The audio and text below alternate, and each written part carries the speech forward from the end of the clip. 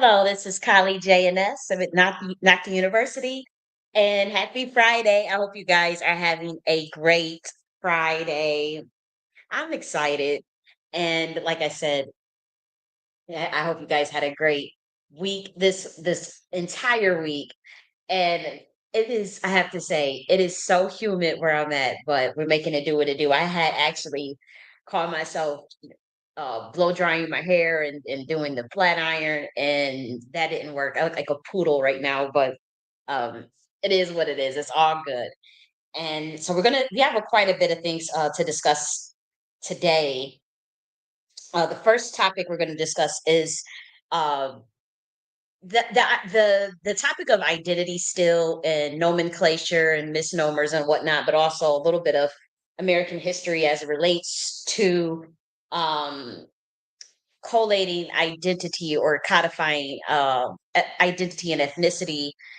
And so I just have some interesting ideas in my head around this topic still because it doesn't seem quite carved out. And I do want to say that I am speaking mainly for myself, but I do know that the stuff that I'm going to present today and the argument that I'm going to present, it's it potentially can relate to like millions and millions of Black Americans. So if you guys are wondering what BARC stands for, it is the Black American Research and Cultural Policy Center at Nakhti University, and so that's what you see in the thumbnail. And so that is, I would say, this session is going to be more so uh, more research oriented, more cultural oriented. I just want to preface the video with that, and then we do have to go underground today. So you will see us migrate underground because we have to discuss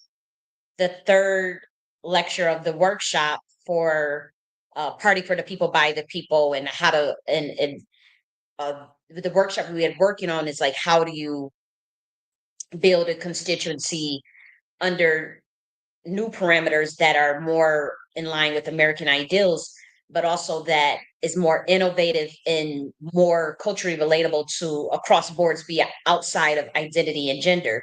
And so we were talking about that. And then we were talking about how to build coalitions and initiatives, how to reshape a political party. And it was mainly for a third party or the Democrat Party. But we were looking at like some really cool innovative ideas. So we are on week 3. The other 2 videos are up in live, and so I'll go here so I could share them with you. These 2 videos are already available. So today we're going to cover the target, how to target segmented populations in America specifically. So this video that we're covering today, we're going to do it live, and we are going to go underground, and it will be live. Um, that one covers a game plan for Black Americans and then a game plan for all American women, because we're talking about segmented population. So last week we talked about how to build specific coalitions and initiatives under um, more so how do I say this?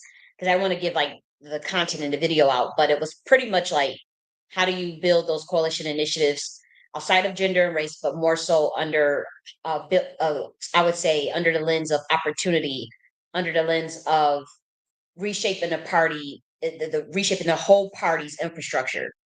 And so we did that in some really cool ways. And so that was last week. And the first week we covered how to address the American population as a whole. So, and we crafted out like specific policies, specific strategies to embark on, and so that's the first video. But today, when we go underground, we're going to discuss how to target segment um, the populations in America, particularly Black Americans and all American women. And so we have specific strategies for them. Um, Game plans, agendas for them. And so we'll talk about that today. And then next week, we're going to be talking about political leadership strategy. I wonder if we should create a political roadmap first. I think we should do the political leadership strategy next week, but that's going to be live next week. Now, I would say that once again, the videos are up for replay. So even if you can't make it, or you want to wait till like there's more, so the whole series is done or whatever, you can do that. The videos are up for replay, even though they are recorded live. And so I'll give you the link to the Underground Live lecture, a one-time payment, and then the link to the Underground Live lecture subscription if you guys want to pay per month. And so that will be up there. I'll put that underneath the video. So let me go here. That will be here. That will be later on. I'll make an announcement when we do that. You guys can choose which one you want.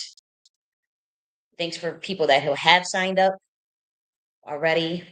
It's not much, but I appreciate anybody who decides to support my work. I know I'm controversial, and I know I'm a little unorthodox, and so I'm glad that other people can see value in what I'm trying to do here. Um, Let me make sure we go on Rumble. Sorry about that for guys that for people that are on Rumble. So let's see what else. Oh, I need to put this in the comment section here. And then we're going to start our discussion on the American Negro and what's my argument for that. And then I was going to talk about like some societal crash outs. It's been a lot of societal crash outs. I want to discuss like something with the Kanye West interview with academics, and, the three ladies that got caught driving 116 miles per hour with while drinking. And obviously they all lost their lives. But I was just noticing there's a lot of societal crash outs this week. And I think it's something, to be honest, I think it's something in the air, because I was feeling that energy. And so when I started seeing like all these different crash outs go viral, I said, you know what? I said, that's a spirit in the atmosphere. I said, because I personally felt that energy, or that energy trying to even enter, in my atmosphere. And I've told myself, I'm like, that's what's attacking people. I said, there's something going around here just making people kind of just, crash out, like snap. And then I was just like, you know what? I recognize it. I'm seeing that this is something that is probably, it could be planetary. How people be talking about the planetary alignments and all that, and the retrogrades and all that. I'm not sure if that's causing all of this, but I do. I promise you, I was like, I'm like, is that it? It's like an energy thing. I'm like, yeah, I felt it this whole week too, but I just was like, let me chill. I'm already chill anyways, but I just was very conscious, I'll have to say. What's going on? It's my bank calling me. Sorry about that, guys. Oh, let's see. We notice transactions. Okay, so let me just check my bank account. So they're calling me right now, but nonetheless, let me share the link to the subscriptions for later on when we go live tonight. And now, okay, I don't know what that was about. I'll get to them later, but I do want to make sure that my card works. Let's do yes. Okay, so now let's talk about my argument, because there's been a lot of scuttlebutt about like what should we call ourselves, and what should we. Let me share the screen right here. Okay, there we go. What should we call ourselves? you know, and all that stuff. And I'm kind of past all of that, and I've kind of like made my peace with what I'm gonna call myself and how I'm gonna move in terms of my bloodline, how to protect my birthright, my ethnicity.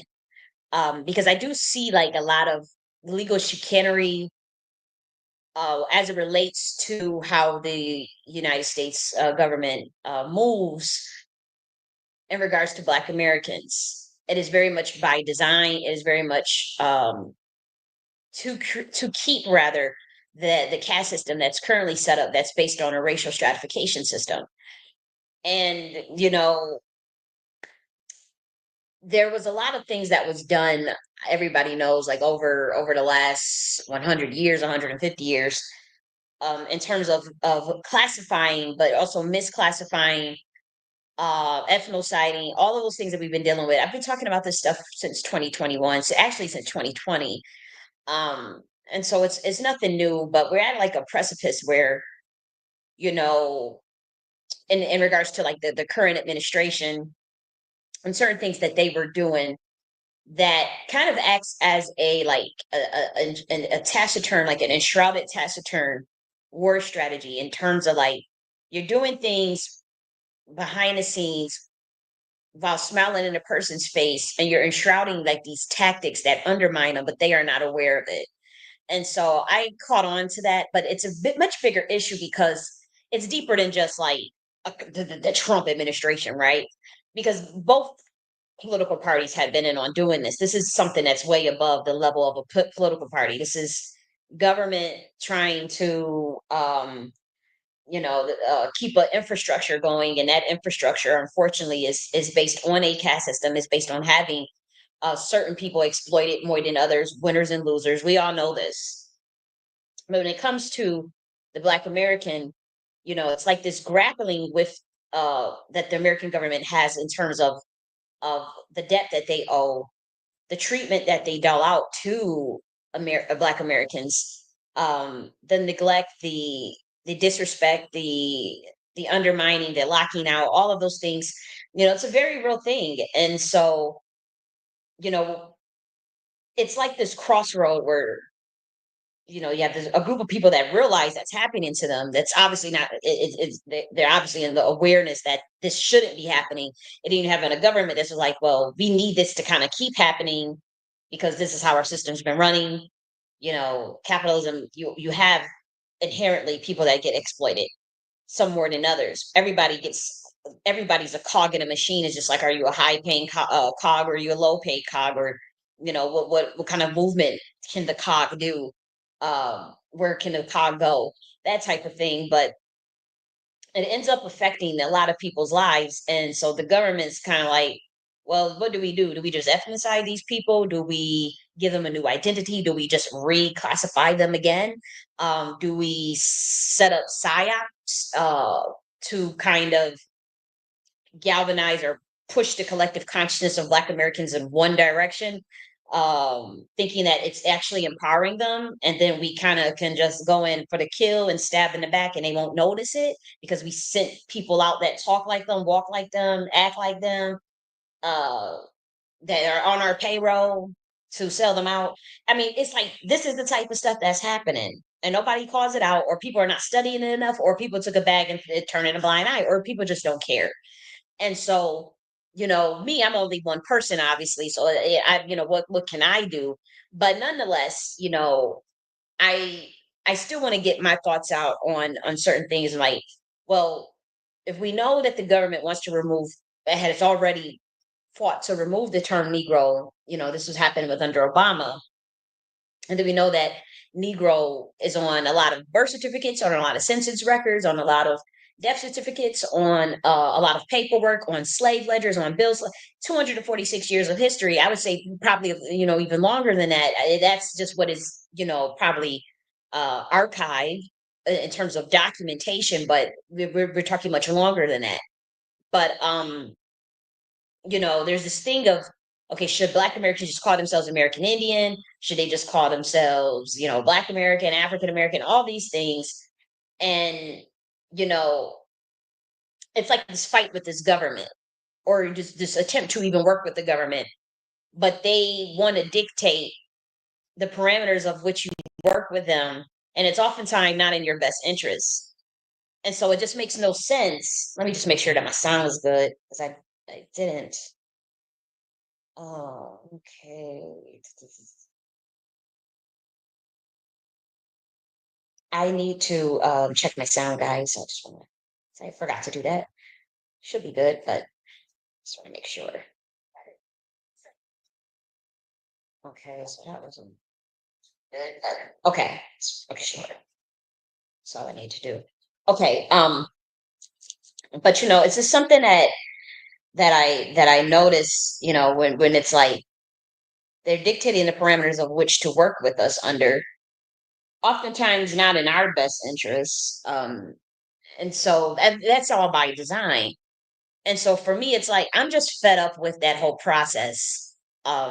To be quite frank, like I don't see the productive value of going back and forth with this government about what we want to do and call ourselves. They know what we want to call ourselves. They know that what the tangibles that we want. They know the things that we're looking for. They know.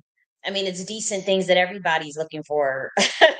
Opportunity, like equity, it's the same thing that every American is looking for. And in many ways, people will say, "Well, you already have that. You already got that. You already, you know."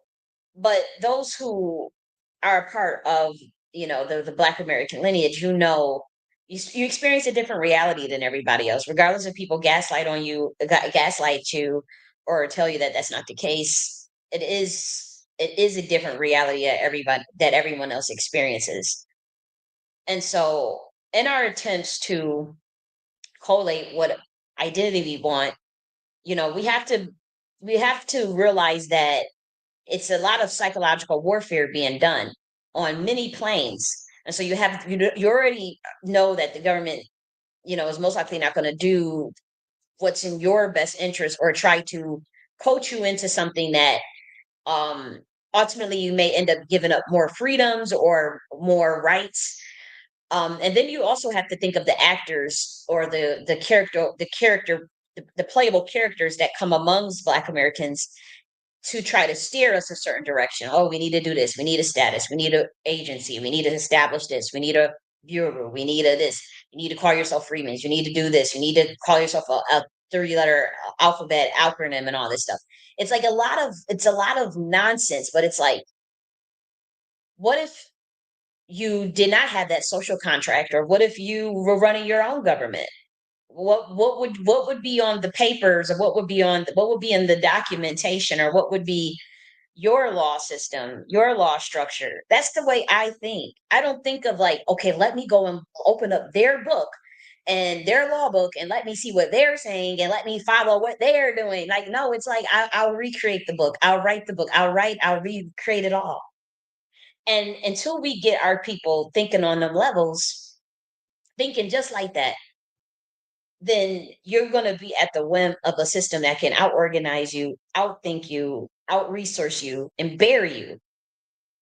And I know, like, what I say is very, like, controversial in terms of, like, well, what do you mean you could be or just do our own thing? You have to understand that you have tacit consent, you have a social contract, you have your Bill of Rights, you have the Constitution. Like, these are things that you have to know about in order to know, like, okay, how are you going to negotiate with the government, or and this is like a negotiation that's been going on for centuries, decades.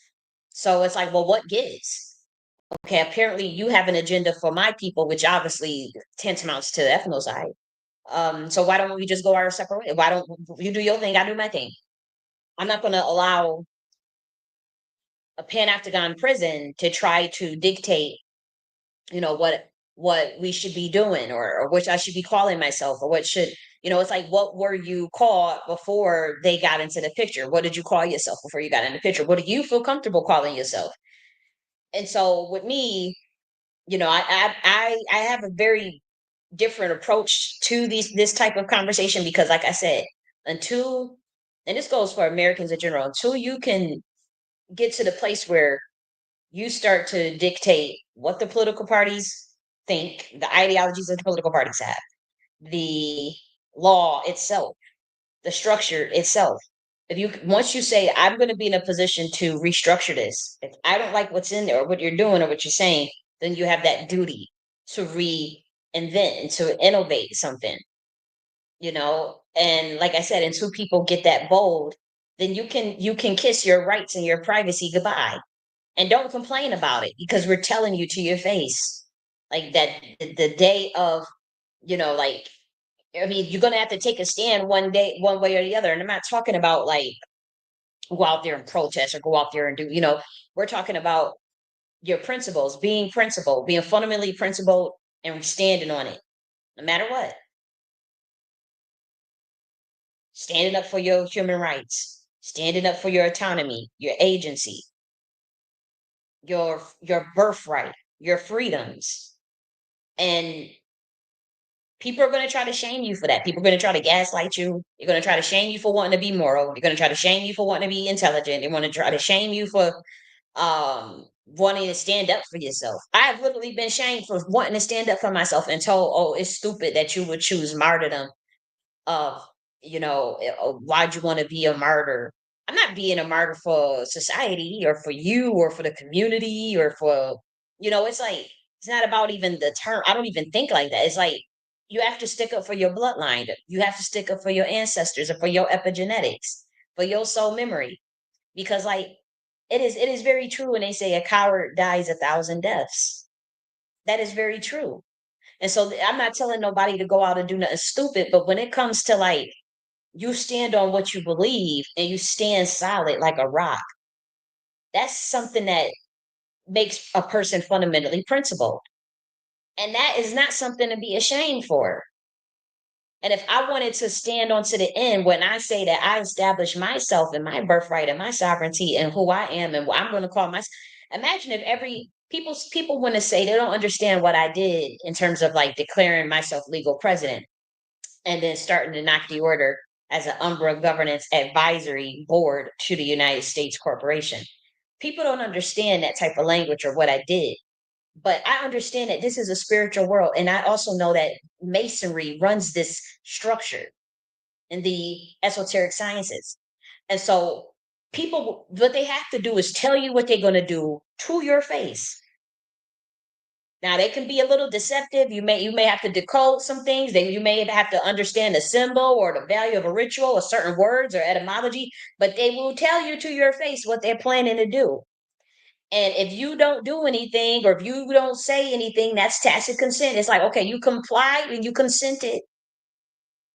And so whatever the outcome is the outcome.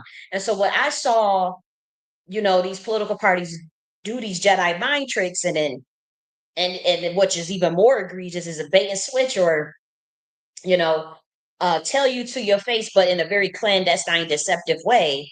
But then also what happened and why things are not going right is because they also misrepresented certain things. And so that also switches the energy if a person becomes aware of what's happening. And so that's why I declared and moved the way that I moved in October, since October 2024, because I could see the play on the chessboard. And if had I not done anything, it would have screwed me in the spiritual realm. It screwed a lot of people that didn't catch the play. We warned everybody, so it's not on me because I warned everybody. Now I warned people late, and that was my fault because I didn't. For one, I was distracted, didn't catch it, did not read, a lot of the political stuff and all that. So it is what it is. But for me, it was more important for myself than for anybody else. But what if we had a society that could be like, you know what? All of us, all the 314 or how many American citizens? 322 million Americans. We declare ourselves as the president. We declare ourselves as our own governance, as our own sovereignty. And that's very, the people may see that as extreme. It's like, no, nobody would ever do that. But that's that's the level that if we really wanted to see like the big changes or the change or government for the people by the people, that's kind of where you would kind of have to go, how far you have or extreme you have to go in order to get them to give you some sort of uh, leeway or give you what you want in terms of building leverage. Without leverage, no, there's no system that's incentivized to change. There's no system that's incentivized to do anything for you. So you have to build leverage.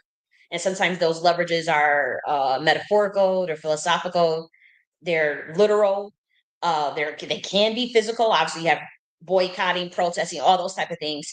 But boycotting is one way to build leverage, but the other way to build leverage is to check out. By that meaning, like, okay, we declare sovereignty. We declare, we do our own thing. Okay, you do that. You're going to try to ethnocide me, and we're telling you that that's not the definition that we want that to say, or that's not what we want this to mean, or that we need a protected class status. You're ignoring us, or that we need this for in our law books, and you won't do anything that we're asking for. What that means that you're not working for us. I'm not a slave, and so you can't come to me like that. Like I don't know what the rest of the people in my community be on, but like that's what I be telling the government. Like you cannot come to me like that. I don't give a shit about none of that. Look, you ain't gonna flash no dollar in my face, and then I'm gonna just, I know that this is a spiritual world. I know that the fiat currency is not backed by even a gold standard.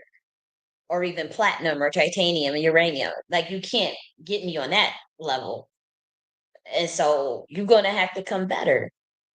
You're gonna have to come more strategic.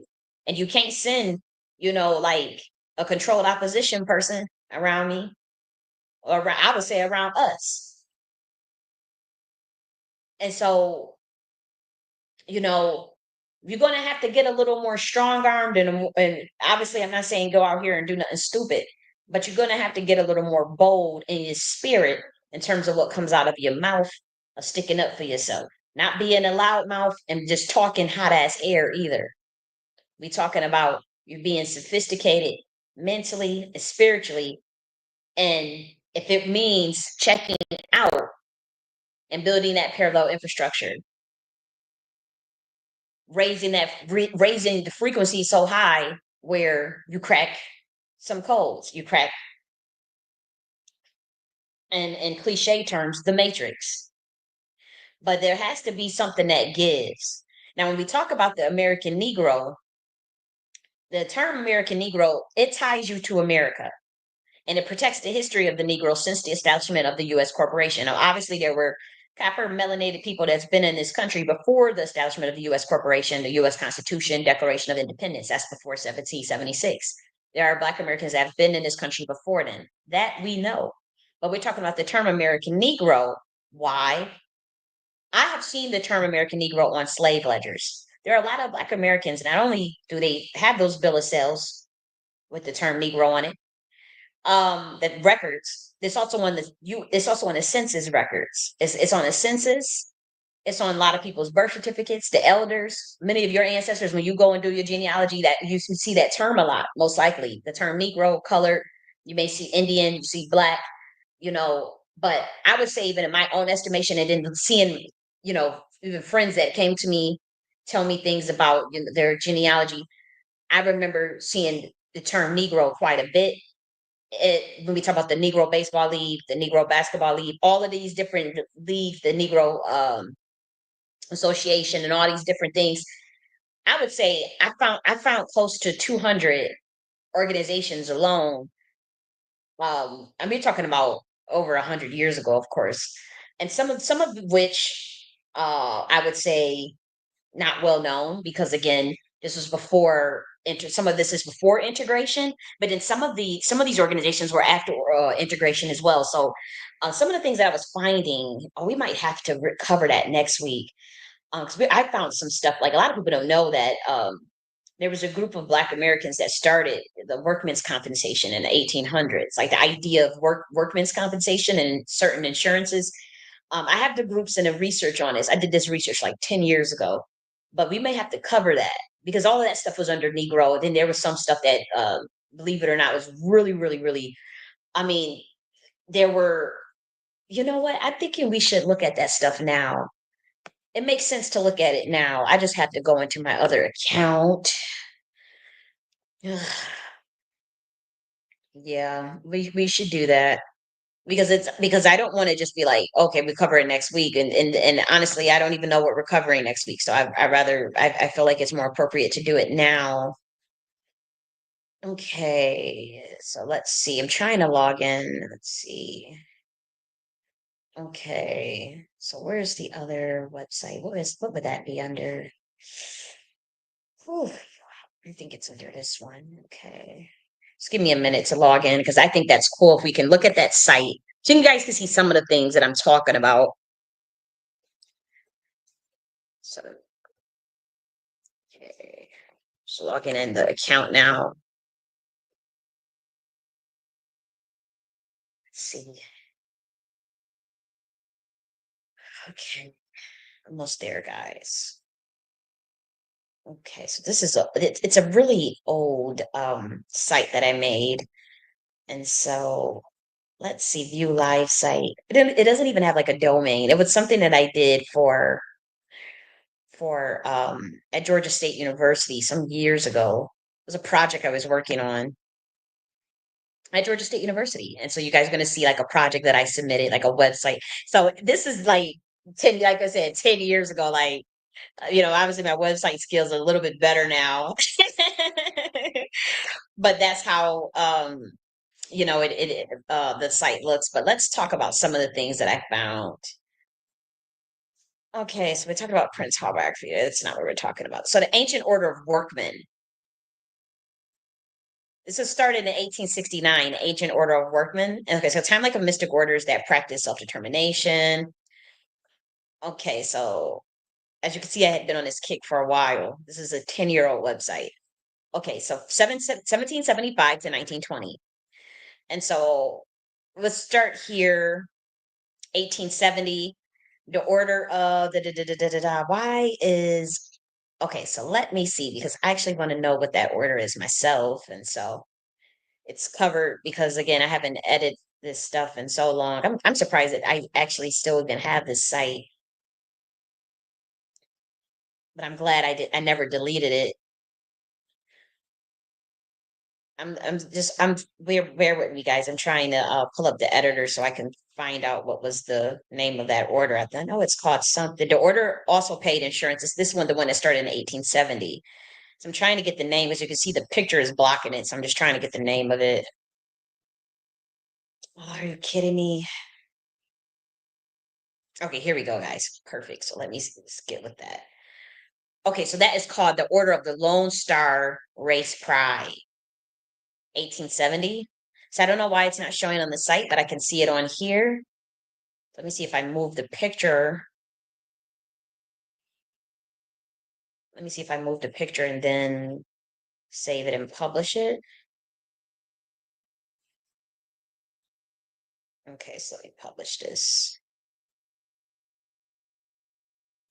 Okay, so now let me refresh and maybe you guys can see. Okay, now I mean it's a little janky, but at least you guys can see the name of the group that I'm talking about. So this is the Order of the Lone Star Race Pride, and so they had operated an art, trade, and literary college, and the order also paid insurance benefits upon death. So they created a trade school and a business school. This is stuff you can go look up. They established a juvenile department. This was in 1870. Um, where boys and girls from age 6 to 17, I'm sorry, from age 6 to 16 were prepared to enter the mystic temple of light and knowledge. Okay, and so that's here, 1870. As you can see, these are radical members. These are of the mystic temple of light and knowledge. So just understand that this is a part of history that you may not know because it's pre-integration, but post uh pre-integration, post-slavery. And so this is the stuff that I had to go and research. I mean, it was really hard to find this information, but Order of the Lone Star Race Pride created trade school, insurance, paid insurance benefits upon death, and started a juvenile department and literary college. So then after that, we have the Mystic Temple of Light and Knowledge. So they specialized in furnishing insurance, working compensation, financial relief for disaster victims, and military department and a business department. Okay, so they also did for furnishing insurance and working compensation in 1870. They had set that up. And again, a lot of this stuff has to do with, the reason why you don't see it. This is we're talking about the hidden hand, but not necessarily the hidden hand. But we're talking about like the free people of color or free Black Americans of Moorish descent, and you kind of see that energy when I was doing that research. I do remember seeing a lot of that come up, and also when it comes to like the Order of the Lone Star Race, Prince Hall Masonry, and then the Mystic Temple of Light and Knowledge, and this was the Black Man's Working Lodge. And it came in 1920. But let's go up here because the Ancient Order of Workmen was from 1869. And so they evolved from a barrier society into an all purpose insurance company. And so its main function was to guarantee emerging Black proletariat uh, a financial safety net. Okay. So the economic survival made such institutions necessary after the failure of Reconstruction and the rise of Jim Crow trade unions that openly discriminated against Black workers. So the Ancient Order of Workmen was 1869. Okay. 1870, Mystic Temple of Light and Knowledge. 1870, Order of the Lone Star Race Pride. And then 1920, we have the Black Man's Working Lodge. Important developments in Black social life occurred in the Black Man's Working Lodge, epitomizing a new type of class solidarity. The lodge responded to economic needs of salary workers by offering protection for families, businesses, and properties. It functioned as a de facto Black chamber of commerce, enabling the nascent Black bourgeoisie to maintain professional contacts beyond the scrutiny of white competitors. And so obviously, this it's in front of you, um this what African American, so again, this is an old website that I made. This obviously it's very old. It's over uh it's like over 10 years old. But I was doing research on this, and so here's some references. I was this class, believe it or not, um it was based on Malcolm X. So like this project that I was working on at Georgia State University, the class was centered around Islam. It was also it was like they were working on a project called After Malcolm Project, and it was also the class was heavily centered around Malcolm X and the Nation of Islam, and so that's why you see a lot of the Nation of Islam stuff there, and it's confluence with Masonry, because we at the time we were doing some archival research. We were digitizing our uh, documents, actual primary documents from the Nation of Islam and the splinter group that left when Malcolm X left. Um, like we had access to like letters that they were writing to one another. We were interviewing former Nation of Islam members and black men who had left the Nation of Islam and went. I forgot the name that they called it to start with the A, but they formed their own group, but they're not a part of Nation of Islam, but they have like some of the same energy because they left when the same time Malcolm X left. And so we were interviewing some of them. And so a part of the project, a part of the assignment was to, obviously um, come up with, I forgot what the assignment was, but I do know that it was something about, obviously we had to tie it to American Islam, and it could have been, yeah, it was something that I forgot. Okay, so let's see. It says the site details the history of self-determination and the Black freedom struggle. Self-determination was first implemented by African Masonry, which started by Muslim Prince Ha. Da, da, da. Okay, and again, some of this stuff is obviously this is 10 years old, so my knowledge based on these things are a lot different now. Like my knowledge base has grown considerably since 10 years ago. But let's see the history. The self-determination, Mr. Prince Ha, Masonry, Black Mr. Borders, and Nation of Islam. Okay, yeah. So yeah, we were just covering some stuff. And so here are some sources that may be of interest to people. And again, I'm not a Muslim or a part of the Nation of Islam or anything of that nature. But I'm a researcher. I'm a sociologist. I like to research shit. And the project in this class, I mean, the whole class was centered on Islam. So, I did a project on it 10 years ago. But let's look at some of it, because I haven't looked at these sources in a minute. Curtis Edward. I remember Curtis Edward. Black religion in the Nation of Islam. I remember him. Danny Robert, Black Pilgrimage to Islam, Oxford University Press. Freemasonry, Ancient Egypt, and Islamic Destiny. Okay, we have Michael Gomez, Black Crescent, The Experience and Legacy of African Muslims in America's Cambridge University. Oldham Howard, Social and Mental Traits of the Negro.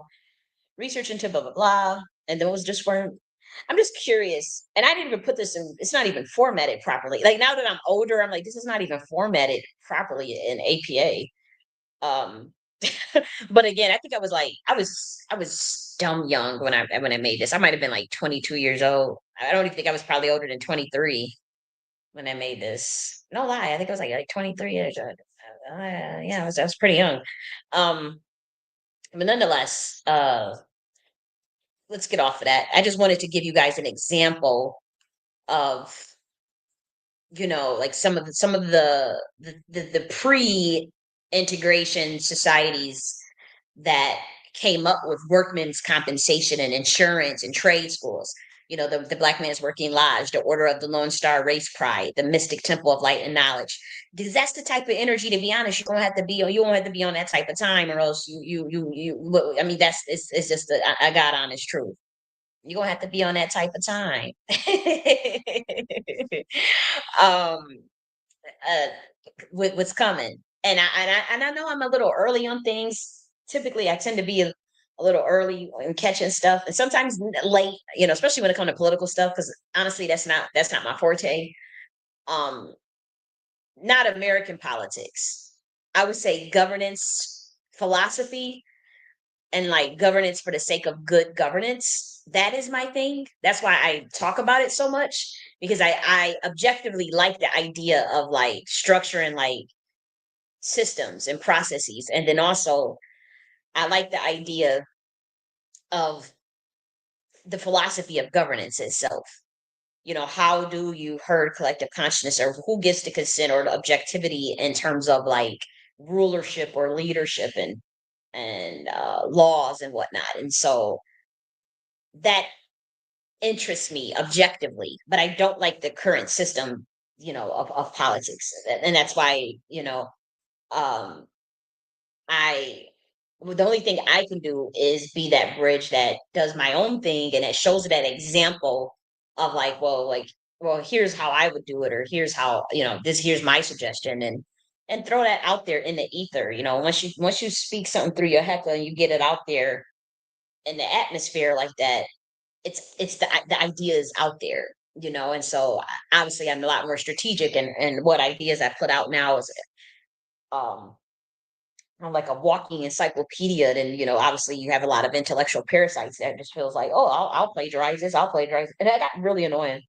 I'm an open book. I like to share freely, but people will take advantage of that, and then many times again, I have to take accountability for not having those boundaries, or not being savvy enough to see the reality that in which we live in, or not wanting to accept it rather.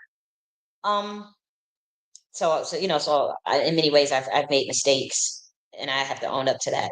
But back to the American Negro, so we were talking about like the pre-integration societies that Black Americans had came up with on their own, straight out of slavery. Some may had not even been enslaved. But let's be real, like a lot of those men, to be honest, they were the bourgeoisie class, and they had been establishing the formation of American infrastructure, of what it would be like. And then people made deals, Um, but we do know that American Negro history, I've seen it with documented with my two eyes, as clear as my nose is on my face. I have seen it. I have seen slave ledgers with the term American Negro on it. I've seen census records with the term Negro on it, birth certificate in my own bloodline. But I also know that there's millions of Black Americans that have that same reality as well with the term Negro. And we're talking about more so history, but it was a reason why the government wanted to remove it so badly in 2008. Or when Obama was in, I think that was in 2008. That was in 2016, right? Or towards the end of, don't quote me on the exact date. You do know somebody named Mean Grace, or Grace Mean or something, that proposed that to remove Negro. And that was such a travesty of what she did, of what that was such, because that is literally the documentation of the history that ties the history towards American chattel slavery, and the ethnicity itself, which could be, the term, whether you say it's a misnomer or not, is not the point.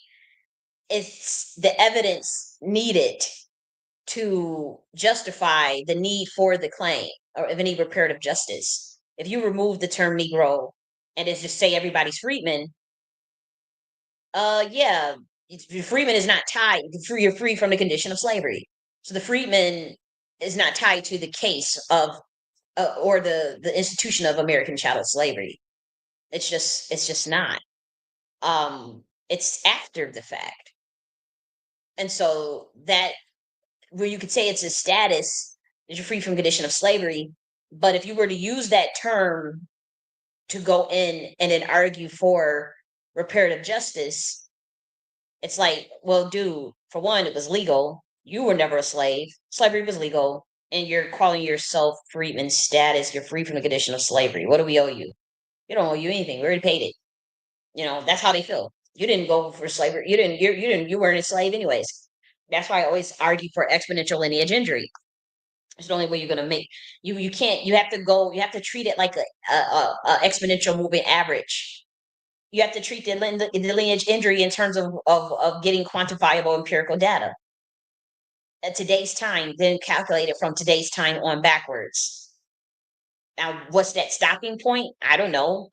Maybe redlining, Jim Crow, or slavery. I'm not sure, but I do know you have to quantify it from today's time and work your way back. It's just like an exponential moving average, where the weight of the claim is more centered in what you can empirically prove in today's time, as far as the latent functions of the institution of American slavery. But just going for just doing reparations solely under the case of slavery, when it was legal at the time, and then going under freedmen. If I was the government, I would laugh y'all socks off. I would laugh y'all asses right on out the room. If I was the Wizard of Oz, if I was the government that had it had the top down and had to send out, that is to me, I wouldn't give no, I wouldn't sign on no reparations for nobody under that if they came to be structured. And then talking about some transatlantic slave trade boat from Africa.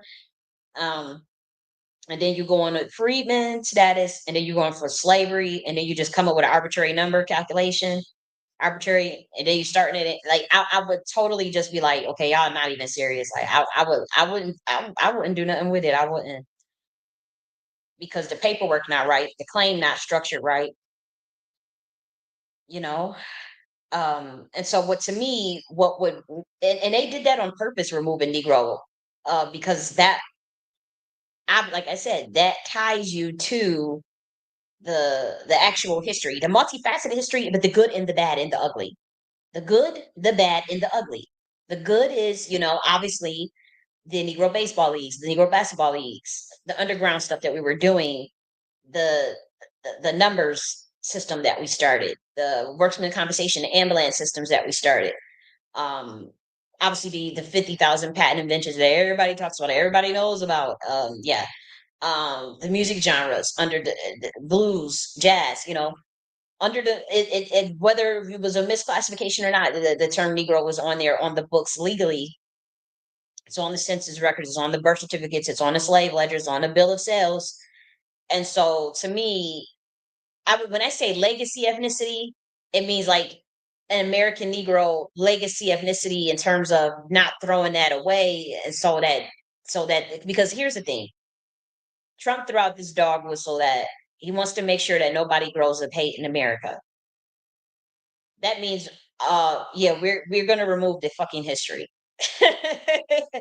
We're gonna bury. That's why they removed, a lot of the discussion of removing the Black History museums and defunding these museums that document Black American history.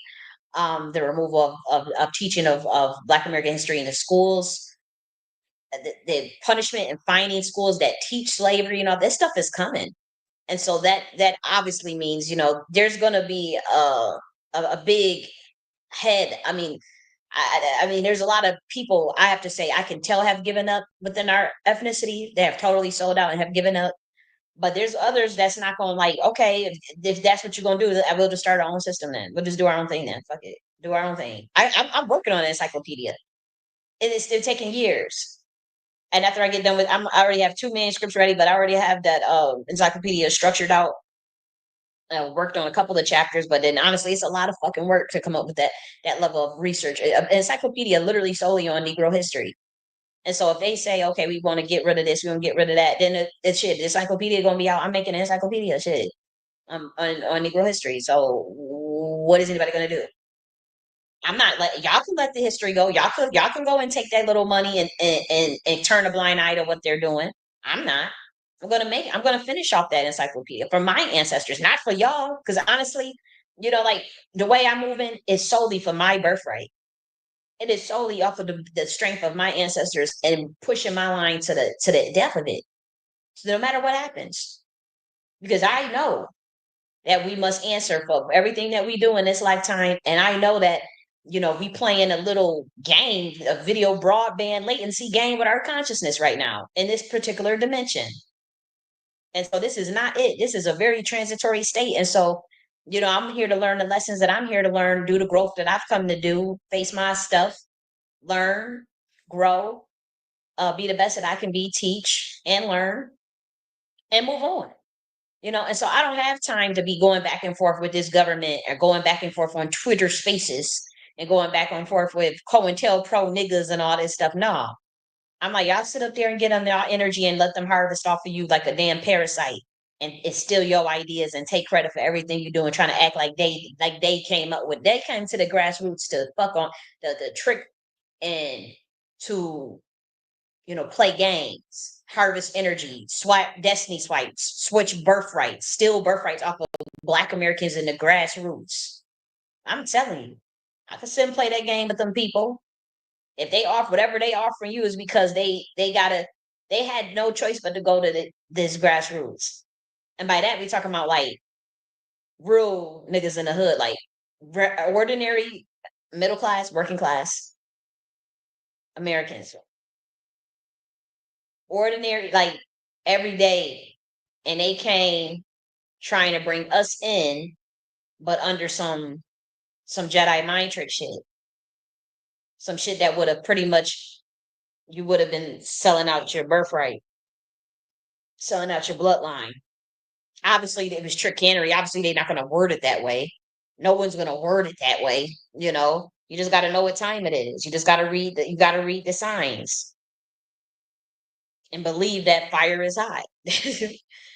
um, but when we talk about the American Negro, you know, I think that this protects the history of American chattel slavery, the Reconstruction redlining period, Jim Crow period as well, because we were using Negro at that time too, as well as the good of it too, the patents, the history, the culture of resilience, everything, the inventions, the discovery, the science, all of those things can also be tied to Negro. Now, an emancipated American. Now, as far as like how what do you define an American Negro as?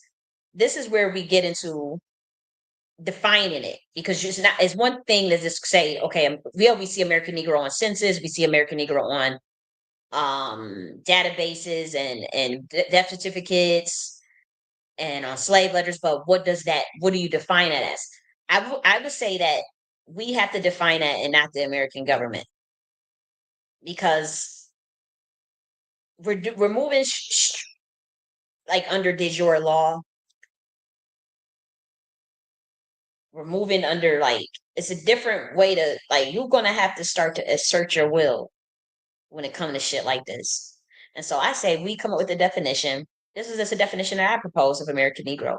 An emancipated American who was born in America, who ancestors have been in America since the inception of the American Constitution or Emancipation Proclamation, which ties them to the North American land.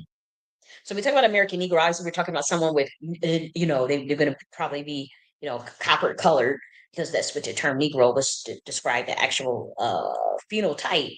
But then we're talking about an emancipated American. So obviously, this is where you get the descendant of slave, for those who have that history. Um, like I would say, emancipated American who was born in America and whose ancestors, I would say this is kind of the reason why the word emancipated is important. And let me look, because I'll tell you this. You guys know I'm a very spiritual person, and I would say as we all are. But like yesterday, like I'm telling you, it was like the Negro Ancestral Committee like literally visited me in my dreams. Like, look, I need you. We need you to go and just put this out there, get this done. These are our ideas that we want to talk about with the Negro, Indigenous American, all this stuff. This is some stuff we want to come up with, and you're going to tell the people about it. They don't bite, whatever. But this is what we like. And so I said, okay, whatever. But emancipated, you know, means to free a person from a previous restraint, or legal disability, particularly, as it relates to the broader efforts to gain economic, social, and political rights. And so when we talk about the legal definition, emancipated, it refers to, obviously the term minor, but also someone who is legally freed from the control responsibility of guardians. So that's why I'm very specific when I use the term emancipated, because we're talking about being free from the control. When we talk about this term minority, that's as we talk about, oh, you can get emancipated, but we're talking about free from control and having this broader effort to gain economic, social, and political rights. Now, Black Americans obviously understand the Emancipation Proclamation as it relates to them. But then you have this idea that, where there were always free people of color too. Well, I don't have any slaves. We can still fall technically under the legalese of emancipated, because we're talking about being freed from the control. Because even if you didn't have slavery, you probably still dealt with, Jim Crow or redlining. You still dealt with discrimination, or maybe not you, but maybe your ancestors did directly. And so it goes both ways. It goes both ways because the term is Negro, so we're obviously talking about somebody with copper colored skin. And so we're talking about the Emancipated Proclamation. This was a document that was issued in 1863. This was declared, the enslaved people that were in rebelling states would be free. And so it was a military measure. Okay. And it applied to the states that seceded from the Union, but not to the border states that remained loyal. And so the proclamation also authorized the recruitment of Black Americans into the Union Army and the Navy. And then proclamation was a temporary measure, and only Congress could permanently end slavery. And then that's where the 13th Amendment comes in and abolished slavery in the United States. And see, that's why you see me freaking out when they were trying to attack the 13th, 14th, and 15th Amendment, because I saw that they were playing games with us, and that there was a group of Black people who were trying to establish themselves as a new boule that essentially just sold people out, and so I could see, what they were doing, and that's why I reacted the way I reacted, and screamed and carried on the way I had carried on, because I could see very much clear as day that they was doing some old other type stuff, and to be honest, not being, how do I say this, not being upfront, not being, you know um what's going on, why can't I do that, not, they weren't, it was clandestine, very, very clandestine. And so we caught that. Oh, because I think I had to pay the other one. Okay, whatever. Okay, let me go back here. Okay. And so, you know, they know the stuff that I'm talking about at the top. They're like, okay, that's why they wanted to go and again, tamper with 13th and 14th and 15th Amendment, the RNC, the Trump administration. All amendments that have to do with Black Americans specifically, 13th ratifies, abolishes slavery. 14th mentions formerly enslaved. 15th, like to me, that the how that was just so obvious to me that is something that you just can't trust. Like, what, you want to go and touch some shit from the 1860s that have to relate to my lineage, to my ancestor? Like, wait a minute, I don't just blindly trust that. And so yeah, I looked into it and I said, oh, they doing a taciturn and shrouded psychological war, but paper war on Black Americans by smiling in their face. By smiling in their face. And then they got like a bunch of bootlicks. They had got a bunch of RNC slave shields that were Black. They're not talking about old money Republicans that are Black. I'm talking about like a bunch. They literally got like people in the hood, people that have nothing to conserve, being conservative, people that have no business being Republican when they don't have two pennies to rub together. They were telling us since 2020, since 2021, you know, they did a number, man. They for one, they got everybody on the psyop of the immigration stuff. And that was a pretty good psyop, I have to say. It worked like a charm. It's not gonna work anymore because again, you can't, even if you say that it's a consolation prize, it doesn't mean, it won't do anything for Black Americans if those resources are not reallocated to us, or a proposal or something is made in law where we get to benefit from closing that border and getting them, as you guys say, deporting them back or whatever. If there's nothing that, if there's nothing on the books that reallocate those resources to us, then it was all for nothing. It doesn't mean anything. Even if they, and then they're not, being totally honest about immigration itself in terms of like the fact that they benefit from it and don't really have an incentive to just get rid of all these people as they told you they would. And so I saw all of that. It took me a while to see it, but I just had to think about it because I was emotionally charged. I was reading all the documentation about the immigration, so obviously I'm like, okay, this is dangerous. They're using it as a weapon, and of course they use it as a weapon against us. But when I saw that they were using the idea of the immigration argument to get us to on the right to be more conservative, that's also like being used as a weapon because it's like this emotionally charged rhetoric, and it's like it get everybody worked up. Okay, yeah, let's get, but then it's like there's nothing after that. So it's like if they did actually deport them all back, we don't have anything on the books that that money and that resources and all that stuff is going to come to us.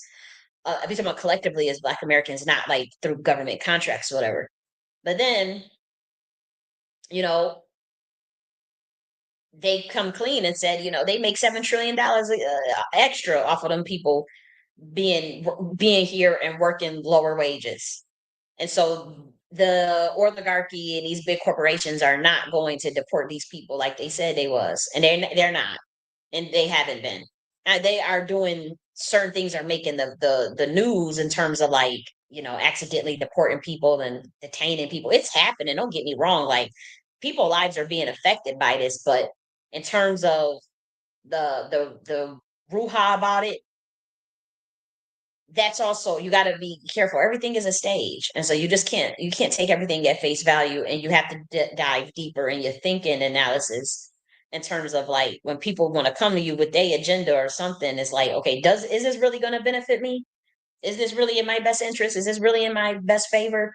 And think of it on along those terms before you jump on anything, because that was my mistake. When they was telling us about that immigration stuff in 2021, you know I was sold on it. I'm like, yo, this is dangerous. Oh my gosh. And then the delineation, which obviously I understand that, but I didn't like the conflation with reparations and immigration and the delineation. It was just too much of that, because that's when the distraction can come in terms of like now you have all these Black Americans fighting with melanated immigrants instead of actually focusing on nation building or community building.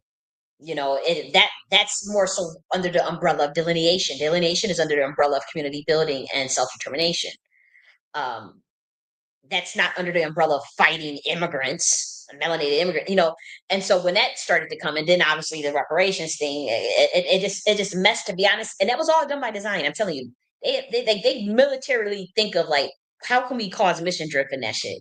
How can we cause a distraction? How can we make them think that they're actually fighting for something and thinking they winning, but they're not? How do we? They literally sit as a military scientist and think of that type of shit. How do I know it? Because I see how they move. And I'm seeing it, and I'm like, yo, they doing things that's so above people's pay grade. They got people like literally crashing out, thinking they are fighting for one thing that's benefiting them, but they don't realize they literally walking deeper, deeper into a slaughterhouse. And it's really sad to see that. But like I said, when we talk about the American Negro, we talk about massive emancipated American who was born in America and whose ancestors have also been in America since the inception of the American Constitution or the Emancipation Proclamation, which ties into the North American land. American Negro is on slave ledgers. I have seen it. Negro is also on U.S. Census and birth certificates. American Negro was a term used for formerly enslaved indigenous people as well. And now I have to say, when I was looking at the slave ledgers, there was a distinction between African Negro and American Negro on slave bill of sales. And so they want to erase this history completely and pay people who pretend to be pro-Black to usher in an ethnocide agenda under the guise of it's being grassroots and for our betterment. And I'm telling you, like, it's so obvious what's happening. And so, like, when we talk about, okay, we're fighting against ethnocide, we're fighting against ethnocide, people really think that they're fighting for that, but like everything that's on the books, everything that's being done above their head, so much above their pay grade, essentially ethnocided them already. Like it's not you're not fighting to prevent it, already happened. And like people like me who have been trying to sound that alarm, we've gotten blackballed, we've gotten ostracized and smear campaign and called crazy because they didn't want what we're saying to like for other Black Americans to start to study it, to look into it, to really study, like, okay, wait a minute, maybe she got a point there. And then like, oh shit, you messing up. We're talking about that I'm literally messing up like their military plays. Like when I was going off all crazy about the 14th Amendment like that, and that's why they came so hard at me. As I had the recording of them like gaslighting me, telling me that the Black Americans don't need a Bill of Rights and all that stuff. They sent all them people in there, the same goons that they always send. That's why I don't talk in Twitter spaces no more like that. Um, because they didn't. It's like you're messing up a military play. Like they'll send agents that don't even know what the hell's going on to kind of troll me or try to, oh, let's go, just everybody just call her crazy, whatever. But at the top, they send from the top down they cronies, and they we'll go get at her because it's like fuck you messing up the play. And if other black people even hear about it, even the black gatekeepers, the boule gatekeepers that they paid to sell out, even if they hear what she's saying, they gonna come back to us and be like, why are y'all pushing out on our people? Because they don't even, it'd be above they pay grade. It'd be above the black boule gatekeepers pay grade on the Republican side. I'm talking about, because there's different type of different secret societies involved in this. But it's even above they stuff. So they just reading from a script, or they just following their handle or orders or whatever.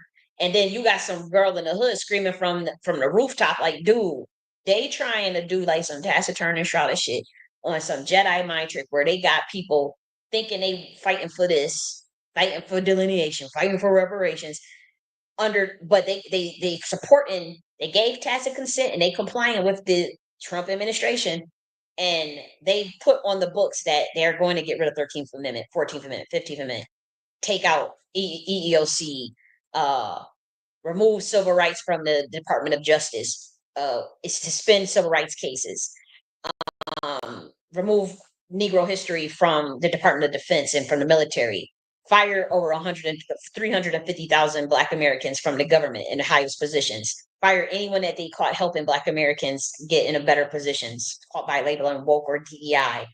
Like they literally put the whole agenda in front of people, and then they had people come out and say, that the Project 2025 wasn't going to be harmful. I took their word for that because they were Black Americans telling me that. That was the most stupidest thing I could have done. I would never, ever, ever do that again. Like if somebody says they coming up with an agenda or they got a manifesto, whatever, I have to look. I'm gonna look through it myself. I'm never taking the word of someone else again and I didn't even read it. Had I read what I read in that damn agenda, 6 months before the election or 9 months before the election, you would have heard me screaming from the rooftop like, no, I'm not supporting that. It's too many things in that damn project thing, Agenda 27 or Agenda 25 and what's it, Agenda 47. I wouldn't just support that. I'm not that. It feels archaic. It feels it gives me drapetomaniac vibes. Like I don't. It makes me feel stuffy. You know, I'm not a liberal in that sense. I don't even like these labels. These labels are so stupid to me. But I'm not a damn pilgrim from no 1870s, no 1800s. See, I'm not no pilgrim. It give me pilgrim vibes. I ain't gonna hold you. Project 2025 is giving pilgrim vibes. Like the fuck. Like, no, we need some edge up in this bitch. Like, get the water guns out. Get the music get blazing. Get the grill going. Like, why is it so stuffy in here? Get the pinata out. I want the blazing bass music. Jump in the swimming pool. Like that's my energy. Like I want to grill. Like where okay, where's the smoker at? Like to turn the smoker on, put the Chevette's chicken on. Get the why y'all sitting there acting like some damn pilgrims? That's not my, it don't fit me, you know? That's just me. But nonetheless, it's a lot going on. But another thing that I was thinking of, in addition to like this legacy ethnicity, like something that is on the books in the American government that protects this legacy ethnicity American Negro. Another thing I was thinking of though is like this. If we're talking about like this status thing, it could be something that's not a bad idea. It could be something that's not even, like, but I would say it should be like something called like Manumissimo Vindicta, Emancipated Negro Descendant of Slavery. I think it should be like, it doesn't have to be something that people walk around with like in a paper, like a card or something. But like, I don't think it has to just say freedman either. Um, but I do think like the idea of procuring that history, but also procuring like, and again, I have to be careful how I word things because they study our stuff like a hawk, and they be looking to see how they gonna counter plays or make their next move. But I would say like, what about like a status that protects Negro history, but then evidence of lineage injury and then evidence of birthright. And so I would say the only thing that I could think of is like the manumitio vindicta, which is Roman. It's a little bit of Roman law in there. This term manumitio vindicta. It's not something that you're calling yourself. It's not a lineage. It's not that. It's literally the status that's protecting the Negro history, the evidence of the lineage injury. It's about emancipated Negro descendant of slavery. And obviously the documentation would prove that the census records of, what how do you establish that? Yeah, your census records would be very easy, and then probably a bill of sale or something. And then I don't even think all the Black Americans will fit under this. But we're just talking about for those that have that bill of sales and then have Negro documentation. Then they're declaring their emancipation, but they're also declaring that they are a descendant of slavery. They not and here's what makes this term, this status, believe it or not, actually race neutral. Let's look at it. The status. Manumitio vindicta emancipated Negro descendant of slavery. Here's the Jedi mind trick here. It's not even a Jedi mind trick, but it's just me being a craftsman. The term is technically race neutral because we're talking about a descendant of an individual who experienced American slavery, not the ethnicity that has since been emancipated. You get the difference? Because when we talk about the slavery, we talk about the institution. So this is why it makes sense as a status, because we're talking about, okay, you are an emancipated Negro that is a descendant of the institution of American chattel slavery. Okay. And so that's the status. So you're talking about this legacy ethnicity, American Negro, but then the status, the manumitio vindicta, emancipated Negro descendant of slavery, protects Negro history, evidence of the lineage, injury, the birthright, and the evidence of the history itself as well. It's in terms of the good, the bad, the ugly, the good, the bad, the ugly. And that, again, this right here is what I'm saying. This right here is technically racial, is race neutral. Now you could say, well, you got the term Negro in there. It doesn't mean it doesn't matter, because we're talking about the emancipated persons, emancipated Negro who was descendant of the institution. When we talk about slavery, we talk about the institution of slavery, and it's not a race. The race is not. Oh, I'm a descendant of a slave. This is not the race. This is not. This is objectively just not a race. Like, I would argue anybody on this. You know what I mean? Because like when I'm studying, like, there was obviously the people that did the work on the Freedmen's, the bringing that out as a status. That was obviously Naheem and then some other people in his crew. um and then there were there's some splinters even within the Freedmen camp. There's people that say they're Freedmen, they don't rock with certain Freedmens or whatever. So I noticed that as well. That ain't none of my business. But when I saw how they were getting so hung up on, okay, we have to make it race neutral, we have to make it race neutral, okay, this is our ethnicity, but this. And I thought about that. I'm like, well, that Freeman, it kind of it's going to undermine the reparations claim as a true race neutral. White people could be a Freeman. But then, um, but they was talking about making the ethnicity American freedmen, and then making the status freedmen. But then you like reclassifying a whole group of people that may not have freedmen paperwork, and then we're talking about being free from condition of slavery. Then you technically get you're burying the Negro history, because it's you told because it was already something that they were talking about. The government was already talking about removing off the books, literally just erasing the Negro. And so obviously that's insane, because most of us can find the documentation that have an ancestor that got the term Negro on it. And so that's just something that, as a good conscience, I can't do. Um, and so when you insert the term freedman, I didn't see that on any of the paperwork. You can't just go back and just say, okay, all that just is freedman now. When it all says Negro. So then why aren't you just fighting why aren't you looking at it differently? Why aren't you looking at it differently? Like American Negro as a legacy ethnicity, you established a definition for that. You establish the definition for what this is. And then, as far as your status, this is crafted out very particular. Even this term, emancipated Negro descendant of slavery, the institution. We're talking about you're a person that is now emancipated, and you were a descendant of the Negro chattel American slavery. And you're declaring missio vindicta emancipated. I'm free. But you're still protecting the 246 years. You're still protecting the lineage injury in terms of making a claim if you have a legal claim to go get your ancestors' inheritance, and then you're protecting the birthright. And we're talking about you could do this on a very individual basis based on your genealogy, and then also in a collective sense. So it's very high level thinking. Now I know everybody's just trying to gaslight, oh, then to come 2 years later, Johnny come lately. Guess what, guys? I think we found out. Oh, some weird old freak comes and say, well, I think we should use manumissio vindicta, emancipated Negro descendant of slavery. Look what I came up. It'll be 2 years later. Look what I came up with. And I'm like, dude, I talked about that on my channel 2 years ago. What the fuck? They gonna imagine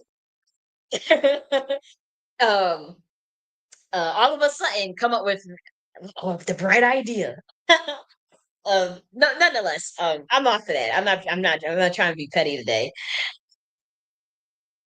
But that's something I think that, I think there's something we should look at. I really do. Man, you missio vindicta, emancipated Negro descendant of slavery. And by we, I'm saying this at a very grassroots level, like this as whoever, is Black American that comes across my video. I'm not pushing no acronyms. I'm not pushing no agendas on people. I'm not pushing. This is just this is me having a level conversation of ideas I had in my head with my ancestors. And I'm just getting it out on paper and then public. That's it. Because I do think, and I do know that it can help other people who also have that similar documentation without having to cut through all of the nonsense, without having to argue with people, without having and so for me, like I said, I would not push the freedom status because the people involved made a pact with the government. And like I said, after studying them since 2021, I conclude that they took a backdoor deal to sell out the Negro ethnicity and to reclassify them. And on the outside, it appears that they are doing good. When you study everything they were doing, they have set back Black Americans 150 years, and this is just with those who were supporting, the RNC slave shields, the Black RNC slave shields, you know. And I know that I can be offensive and a hothead. Like I talk my shit. Like I mean no harm, but you know I take great. I have been angry like this entire week. Thinking about like this 150 years thing and like in taciturn and shrouded war that's been going on and like people are not calling out. People are, and I'm not expecting people to just go out and act a fool or nothing because I don't think that's smart either. But just seeing like it's a little too quiet and it's suspicious because it makes me think that again, there are gatekeepers that know exactly what's going on. And it's like they've almost been paid to be quiet about it. And that's why with me, it's just like, you know what? I'm done with y'all niggas. I have to do it my way because mess around with y'all, they will put us back in chains. Like these people will take, even if they will sell out, if it's 20K, $20,000, $50,000. Like if you let these niggas have it, we will be back in chains. Like they don't think sophisticated enough for me in terms of pushing back on what's happening. And I just can't rock with that. I have no respect for that. I don't have no I have no respect for somebody just lay down, just lay down or cower. Like you don't see what the hell's going on. And so, manumissio vindicta means it means vindication of freedom, just so you guys know. So that's why we're saying like to put that in there as the status, and again, this is stuff I do for myself. Like if they don't nobody use this, guess what? I'm gonna use it. Like that's the thing. Because you don't have to stay in admiralty law. You don't have to stay in admiralty law. I don't know. I don't know what people think this is. So if I don't mind declaring something and going under it just for myself. knowing that I'm protecting my birthright, that I'm protecting myself. Because that's all we doing. Like I'm looking out for my like this is my something that I know that I need to do. And so if it falls on deaf ears, what I'm saying, and people just act like, oh, she don't know what she talking, and I'm saying, and I'm telling you that this is good game. When we, especially this part right here. I mean, I'm telling you, that came straight from the ancestors, and then them wanting this as a legacy ethnicity. I don't know what legacy ethnicity means, but this is the term that they came to me with the dream. Negro Ancestral Commission. I'm obviously that's not their name. I'm just talking about the egregore of like spirits, that visited me in that dream. That was what this was the term that they gave me, American Negro, and they kept saying legacy ethnicity. And I'm like, well, what does that mean in the context of they said somebody else could figure that out. But American Negro legacy ethnicity status, manumicio vindicta. This is vindication of freedom, emancipated Negro descendant of slavery. Okay, because that freedman, there's white freeman, but then you're removing the freeman doesn't talk about that Negro history and that evidence of the lineage of birth because freeman means you're free from condition of slavery. You know what I mean? And so it's right in front of you. So that's why you have to have it this way, and it has to be exactly just like how you see it. And so we're talking about vindication of freedom.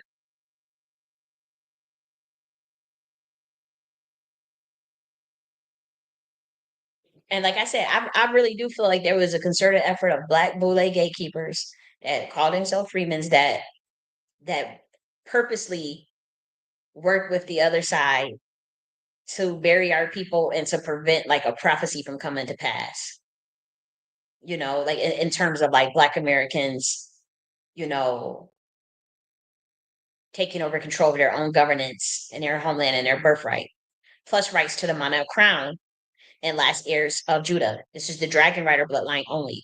I want to make it very clear that when I'm talking about the last heirs of Judah, I'm not talking about Hebrew Israelites. I'm not a Hebrew Israelite. We're the bloodline that created the Hebrew bloodline, all Nagas bloodlines. Okay. Dragon rider is this is a whole nother ballpark. I have nothing to do with because we're practicing I practice my pre-Adamic culture. So I can't be beholden to anything that's on this planet pretty much. That's why I'm a chaos esotericist.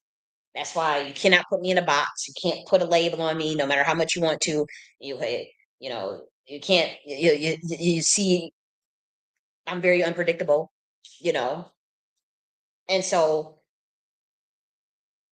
the Dragon Riders of 125D is the bloodline that created the Hebrew bloodline, the Nagas bloodlines, and there's several other dimensions that are going to go unnamed because this is not an esoteric study discussion today. Okay, so we're not going to talk about like go down that rabbit hole, but I do think that there are people that are in Black American culture that or lineage rather that know what I'm talking about in a very high level, and they are gatekeepers, and I suspect strongly that they worked with the government to cover everything that I'm saying up as it relates to Black Americans, and pretty much prevent what they took a bag pretty much to bury us and to sell us out pretty much. The lineage itself, but under the guise of like pro-Black. Like, it's supposed to be everybody's pretty much is mind controlled into thinking that they're doing something in their benefit, and they do not realize that they're being led to a slaughterhouse. And like people could say I'm being dramatic and all that stuff. Once I get done breaking down all this masonry to you, you'll see it yourself. And then again, it's not the first time that I've said anything about it, and I'm not the only person that has said anything about it. Like there's so many people that have said things about what I'm talking about. It's nothing new, you know. But nonetheless, we're talking about the vindication of freedom, manumission vindicta. Let's read about manumission. So, a part of um the part of American government, or a part of American structure rather, does operate under Roman law. There's other law systems that are involved as well. But when it comes to the topic of slavery, um, that's they use the way stuff is structured. That's why you notice a lot of Latin words, Roman numerals, and all this stuff in a lot of government um, buildings and a lot of government infrastructure, because it does deal with some aspects of the occult. But when we talk about like this manumission, we're talking about the three main legal forms of slavery: manumission, vindicta, sensu, and testamento, and these different processes. And so that's why, I did put that manumission vindicta, because this is, a free person. And again, I'm not a lawyer. I'm not act like I know the law or anything. So I do think that somebody could study this and do a much better job, as far as the manumitio vindicta part, and tying that Roman law to um, the way American laws are set up under slavery. And I'm sure that they could see the connections of what I see spiritually. Somebody can go in there and see that and be like, okay, this we can carve this out better. That's one thing I think um could work. Obviously, Roman law is not the only law system involved. You have Moorish, you have some of the indigenous Iroquois law, um, as well as Masonry, and so it's a lot. But you know, that's just one idea. One way of looking at it. Now, another thing that I was thinking of, you know, is another term like Negro, Indigenous American. This also, the reason why I put the term indigenous in there, so Negro American, is this is for people that have ties to the land. In addition to 246 years of Negro history for those with Negro on their birth certificate. So say you have Negro on your birth certificate, and it say you have at least even one, indigenous ancestor that you know of. You have to be tied to the land, because everything that's on the books now in government is walking you off the land, or putting you back in Africa, putting you way out somewhere else. It's nothing that ties you to America. And so, you have to make sure, like say American Negro, that you can technically, if you're indigenous, you could technically probably use that, but that may not be specific enough. And you'll still be tied to America, and the American Constitution or the Emancipation Proclamation, or uh, at least America since its inception, since the establishment of the U.S. corporation. But say if you're indigenous and you know that you are, or you have at least part indigenous ancestry, you may want to use the term Negro Indigenous American, because it ties you. This is where you can tie in your specific indigenous Indian tribe, your specific tribe, for those with more indigenous leanings, if you don't like the term American Negro. This is a term that you know that you can use if your family was harmed by slavery or redlining plus theft of land. So say you know that you're Negro Indigenous American. You went through chattel slavery. You had theft of land. You went through redlining. You're already tied to the land. So you're the inheritor of the land. And so the Negro Indigenous American is not only tied to the land of North America, the land itself, but also the inception of American history, American Constitution, the inception of American government, but then also a descendant of someone that experienced the Negro history, harmed by slavery, redlining, theft of land. And so that's just something that I think.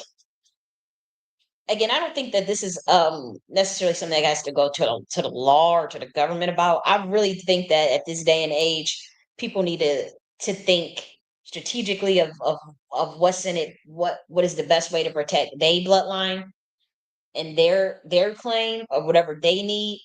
And so what I was thinking though, like of American Negro, you know, technically that went to the specific. Like when we look at the slave ledgers, they could have been someone that was from Trinidad that was brought over here, or from the the America, South America. There are Black Americans that tell me that their family came from Bolivia over in as slaves centuries ago. Or I remember one told me Bolivia. She was calling herself ADOS, but she had did her genealogy, and they had some records that her people said came from Bolivia to America. Um, some from Trinidad that came up from Jamaica, obviously. So when we're talking about like the Pacific slave trade and then this American slavery, the Pacific slave trade does cover that aspect. It's not just like the Indians that were enslaved on their own land, but we're talking about like other melanated people that were brought over from the islands over here as slaves. And so that when we talk about American Negro, when we talk about what you see on the slave ledgers or what you see in the birth certificates, that may be a little too vague. Say if you have a specific tribe and you know that you need to be tied to the land, like you need to be tied to North American land, and you also need to be tied to Negro history. You need to be tied to North American land, and you want to be tied to Negro history. This could be a term that gets it because you already have documentation that may say Negro, and you have a documentation that about your tribe. And so, you know, I think that that's something that is could be for that could benefit some people without walking them off of the land, or not without walking them out of their history. Because the freedmen stuff, I'm telling you, it will inadvertently bury the Negro stuff. It will, because the term itself literally means free from a condition of slavery, free from a condition of slavery. And then it's not even on everybody's records, but Negro is everything. And then as far as like the status stuff and making something race neutral, that's easy to do. I did it up here. It's easy to do. This is technically a race neutral term, but it's very specific to those descendant of slavery, emancipated Negro descendant of slavery. You could even put American in it. Yeah, maybe. Yeah, matter of fact, let's put American in there. Yeah, there we go. Perfect. Maybe some the emancipated American Negro descendant of slavery. There we go.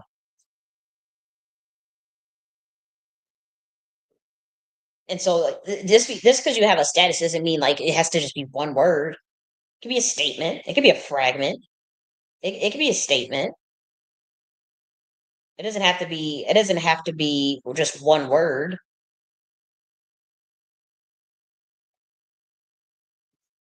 And again, I guess people play that game with the government and had them walking around in circles and pussyfooting all around and all that. That's on them. I can't do it. I can't. And then here's another one. Black Americans, if you want to keep black, you must change the spelling and the definition. And it's true. So the government defines black as any racial group from Africa, which removes black Americans from the land. This is just a fact. You can go look it up. This is from the US Census Bureau. The government will not change this definition for you. So I cannot, in good faith, use this term without changing the spelling and the definition, effectively removing it from admiralty law and the social contract.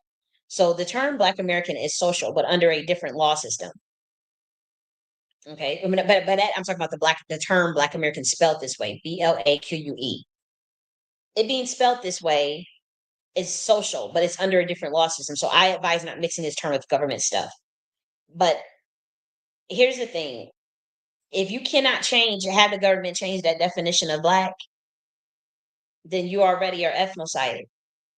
If you don't have them change that definition, and that's a very, very, very steep. Hey, Boli, I'm glad to see you. Happy Friday, sweetie. How you doing? How you doing? But the government defines black as any racial group from Africa, and so if you don't have them change that, then I mean, what are you doing? You're ethnocide. And so it's a pro like the reason why I'm spelling it BLAQUE, and then you change the definition. And so it's a protest term because the US government purposely purposely changed the definition of Black American to cause confusion. So if the definition of Black is any racial group from Africa, then you removing Black Americans from the land. Even if you like the term, like you can feel emotionally attached to the term, and this historically talks to you, whatever. But if you don't change that definition and that spelling, then what are you going to do? You're a racial group from Africa. You have to accept that. Even if you say, okay, and here's the thing: you say, okay, the government said that, but I don't care. That's true. That's true. But you're operating in their system, and you're trying to go get reparative justice in their system and all this stuff. You want them to honor their word on something, and they can't even get your ethnicity right, and they're telling you to your face they want to ethnicize you. So good luck. Um, but I would say change the definition and the spelling of Black American and call it a day. And use that legacy ethnicity of American Negro. That way, you still can say Black American, but then you change the definition of this to solely speak to just this particular lineage. You just changed the spelling of it in the definition. Now let's look at this is the United States Census Bureau about the topic of race. You can go look it up yourself. Black or African American, a person's having origins in any of the Black racial groups of Africa. Black or African is right there. This is the census. I just looked this up yesterday, by the way. A person's having origins in any of the Black racial groups of Africa. That's literally what it means. It's right in front of you. The next one is you see American Indian. Now compare these definitions. A person having origins in any of the original peoples of North and South America, including Central America, and who maintains tribal affiliation or community attachment. But Black means you're a racial group. That's why a lot of the American Indians that's why they was like, hey, why are you guys calling yourself Black? Because you're saying you're a racial group of Africa. Why don't you just say you're American Indian? But then the Black Americans are like, well, we don't care what the government said. We know that the definition of Black means something different. Yeah, you may know that, but if you don't change the spelling, so you have to change the spell. If you don't change the spell, and if you don't change the intention, the definition, then you're screwed. And if you're gonna keep operating now, if you're operating outside of the system, I will tell you this. And an indigenous woman told me this, and at the time I didn't understand what she was talking about. She said, if y'all niggas want to keep, you want to keep the term Black American, you're gonna have to go sovereign. If you're gonna keep it, you can't operate in a system then. How don't you not see that? If you want to keep that term and not change the spelling or not change the definition, or give it, or not change the spelling, but you make up your own definition, you're going to have to go sovereign. Because they're going to tell you if you keep operating a system that every time with this Black and you go under Black American, unless you force them to change the definition, they are going to tell you, hey, that's a racial group from Africa. You ain't getting no land over here. You're a racial group from Africa. Get your ass on out of here. That's what they're going to tell you. And that's what she told me years ago. She said, go sovereign then, if y'all want to keep that so bad. Or you better change the spelling and the definition. Even if you are going to stay in a system, you better change that spelling and that definition. I'll break down the codes. Let's break down the masonry behind this. Black or African American, a persons having origins in any of the Black racial groups of Africa. Here's the masonry code. Africa, Scipio Africanus, Rome, conquered people. Notice how they won't use the terms that Africa originally identified as. Africa themselves, Africans, as far as like the name that they gave that big ass landmass over there, at one point they were calling it a Kibalan. At some points they was calling it Ethiopia. It was spelled differently, like Ethiopia. Like how you kind of see on your screen, it wasn't spelled with like the H, like Ethiopia, but they were referring to Africa sometimes as a Kibalan or Ethiopia themselves. So the term African is not even a term that Africans themselves came up with. So it's a Scipio Africanus is a Roman emperor that had conquered Carthage in North Africa. And so when we say Black, racial group from Africa, Black, Scipio Africanus, Rome conquered people. It's a dominating spell in real time. It's pretty much a dominating spell. They just don't want you to pick up on it. They don't want you to pick up on it. That's the masonry behind if they telling you that you're a racial group from Africa. I'll give you more. What does race? Race means competition. Okay. Let's keep going though. So any acronym that uses black is telling the government that you consent and comply with the fact that you are a racial group from Africa. Everything is based on consent and comply. If you're going to use black, BLACK, even an acronym like Foundational Black American, you're telling the government you're moving them off the land. You're giving consent and you're complying with the fact that you're a racial group from Africa. Racial group, race competition group from Africa, conquered people, Scipio, African News. I'm just telling you like how they registered in a binary system code, a computational algorithm. They laws, the way that they read it, they ain't telling you that's what it means. You have to break down the codes. You have to break it down. They told you to your face. It's not your fault. Like if it's like we told you we put it all in front of you. You may not have read the book or you got to read it or whatever, but like we told you. It's not like, so it's like if you're consenting, you're complying that you're a racial group from Africa. And it's like, well, no, we're not considering complying. We're gonna change the definition. And okay, so you're telling me you're gonna okay. So either we're gonna have a standoff or you're gonna have to go cyber. You want to stand off and they're going to change it. You got to build leverage. And the way you build leverage is checking out.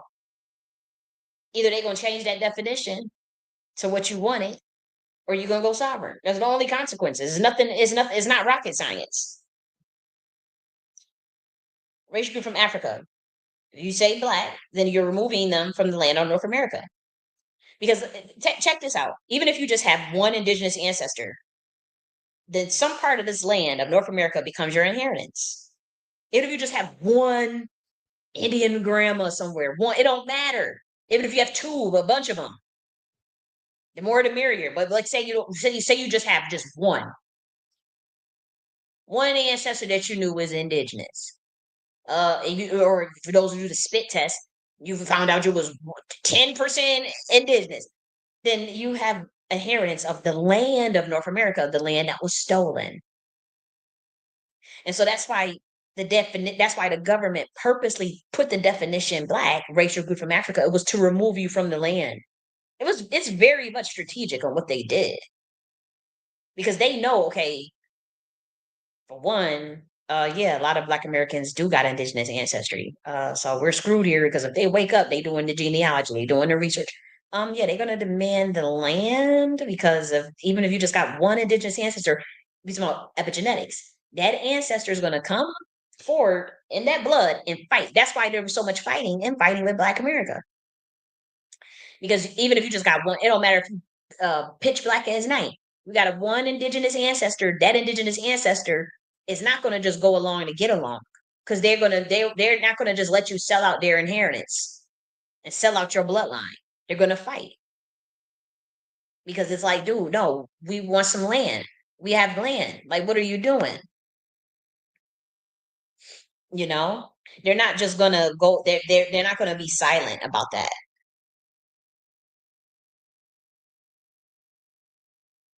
Like I said, even if you just had one, if you just had one ancestor that was indigenous, then technically you don't want to be removed off the land because then you would have North America becomes your inheritance. It does. We're talking about the land in North America.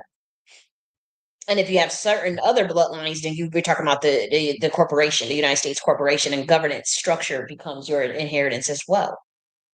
The land and the governance structure, depending on your bloodline. And so race means competition in masonry, but you're a prisoner of war. So you're putting yourself under a spell. It's like putting yourself under a spell. So it's not about like arguing or being stubborn with the US government. The US government is hell bent on erasing. And so, I had to craft this out based on my genealogy. I spelled genealogy wrong here, right there. Oh, that's spelled wrong. Yes. It's like that term is always so hard for me to spell. Here we go, Grammarly. But I know there are, millions of Black Americans with the term Negro on their ancestor paperwork. And like I said, they play mind games. You play the mind games with the federal government you want. Their game is rigged. And so you have to create your own game. That's what I'm doing. I'll create my own game then, because your game is already rigged. And so you telling me that okay, if I use black, you say that's a racial group from Africa. Then there's the Civitor Mortu shit that you done hid all in the behind the scenes and stuff, and then you done we're trying to remove Negro off of the books. And now you want to force everybody to say they're freemen, and then you got acronyms, weird acronyms that you're trying to force on everybody under some weird government shit that you think nobody can tell. It's not an organic movement at all, and you're still walking people off the land, even if you use foundation in front of it. It's still like you in law, you're saying foundational racial group from Africa, foundational racial group from Africa, the competition from Africa, Africanists to conquer people from Africa. Um, that's literally how when you break down the Masonic language behind it, that's all it's going to be interpreted as, because that's what's on their law books. Unless you go sovereign, or unless you to create a leverage standoff. But the game is rigged, and so either you creating your own game or you gonna keep getting dicked around. That's on it. Even the terms, like the FBA. It's the government knows exactly what they're doing. They're not playing games with us. They want you out, and they got a bunch of sellouts that took a nice hefty bag to do it too. And so you just got to be careful. You can't play around with these people. And like I said, I would say American Negro as a legacy ethnicity, and then maybe me. So let me change this. And for those who want to keep Black American, you can't use certain terms to fight the government. Negro is documented, but for me, like I do like Negro Indigenous American, American Negro, Black Indigenous American, Black American. But again, it's spelled BLAQUE. Like I said, these are the terms for myself. I know the behemoth we dealing with.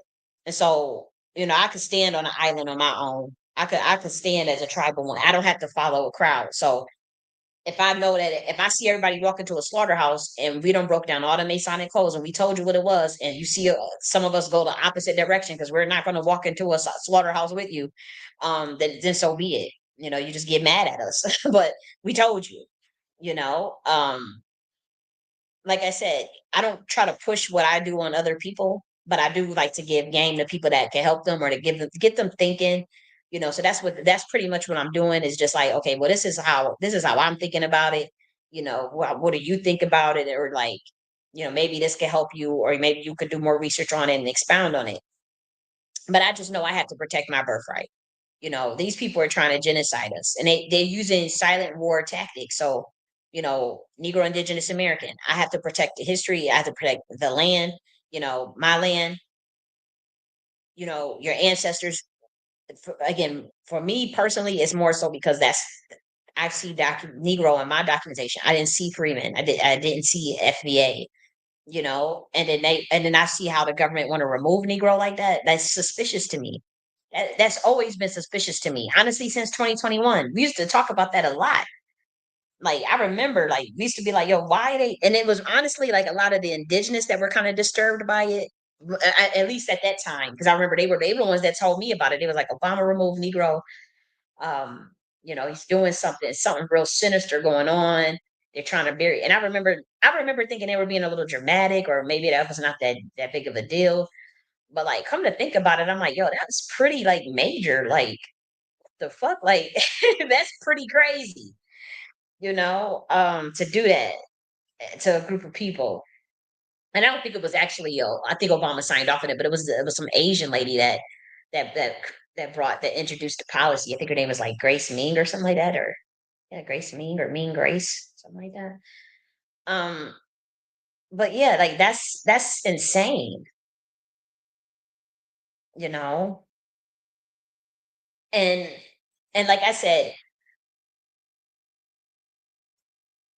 the government changed the definition of black, and so they changed it to mean any racial group from Africa. That's what it means in 2025. And so I'm not. Yeah, I have to change the spelling of the definition for me. For me, I have to change the spelling in the definition. So the definition of Black American, spelled BLAQUE, is the same definition as American Negro. So they're the same definition. It's spelled Blaque. And so, like, here's the thing: the deal that they was offering a lot of these sellouts was like the deal was like exchange to Black Americans' birthrights.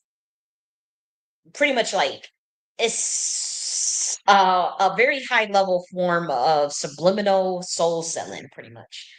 But it's like you getting other people to do it without them knowing what they're doing. Um, or giving you telling them what they're doing, what you're going to do to their face. You're telling them what you're going to do to your face, but you're hoping that they just agree and go along with it. You said Obama was so sneaky. Yeah, he was. And you said I did not realize how bad Obama was until he left office.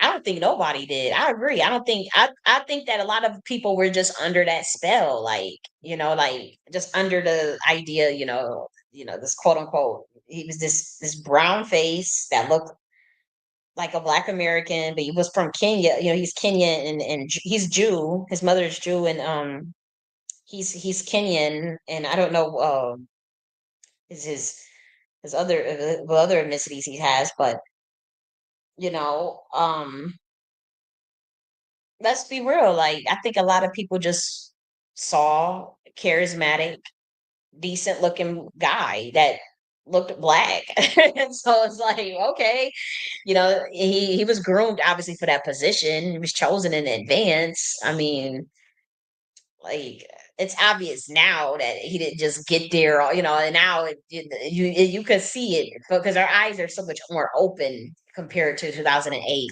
And we all remember just being really excited, not knowing, especially I was like in 2008. I mean, come on, I think I was like 16. Like, what do I know? Was that 2008? Yeah, I was like 15, 16. No lie. So obviously, I damn sure didn't know what was going on. But I do remember hearing some people speak out. Like, I remember Tavis Smiley and Cornell West trying to, warn people about it, and they kind of got kicked out of the club, so to speak, of popularity by doing that. I also remember Jesse Jackson said something about it, as far as like, yo, he's not Black American. He's looking down on He's like, he looks down on Black American. I'll kick his ass myself for that, because he was looking down. He said he's not us. But then he hurried up and took the statement, and they buried it. It was a hot mic, I believe on like 106 and Park or some shit like that. It was a hot mic. And so I remember he had said something like that, and they had hurried up and covered it up. And I remember hearing that at that time. I remember it clear as day. And I couldn't understand it because at that time, like 15, 16, I didn't really understand what the delineation or nothing like that. So I remember thinking, like, damn, what did he mean by that? Like, he's Black. Like, I didn't understand, but he was saying he's looking down on Black Americans. He's looking down on us. He's not Black American. It was something like that. Or he might have said African American, but he's like, he's not African American. He's looking down on us. I'll kick his ass myself. Some shit like that. And he got in, he got in trouble for that, for saying that statement. And it was a hot mic. And then I remember, Nikki Giovanni saying things, I remember certain things, but was it Nikki Giovanni? Uh Might have been. No, and then I also remember like Mark Lamont Hill telling people too, trying to tell people like, he's not like radical or like radically different from left politics or traditional politics as you guys may think. And I think you guys are being a little over the hill about Obama. Like, I remember him saying that too. But again, I was just so young and I didn't understand politics. I barely still understand politics even now. Um, I'm a sociologist. I'm more of a different level, and I'm a military scientist. So it kind of go hand in hand, and being able to strategize and whatnot. But it's not because I'm into politics. It's just that, you know in many ways there's a politics in war. There's politics in the workplace. There's politics in everywhere. It's more of a it's political politics is a science itself. That's why you can go study political science. Politics is a science itself. Um, but nonetheless, you know, they know what they're doing, with all this stuff, where they trying to Jedi mind trick and keep us on that damn hamster wheel like that. That stuff is by design. It's totally by design. And that's why I don't appreciate it.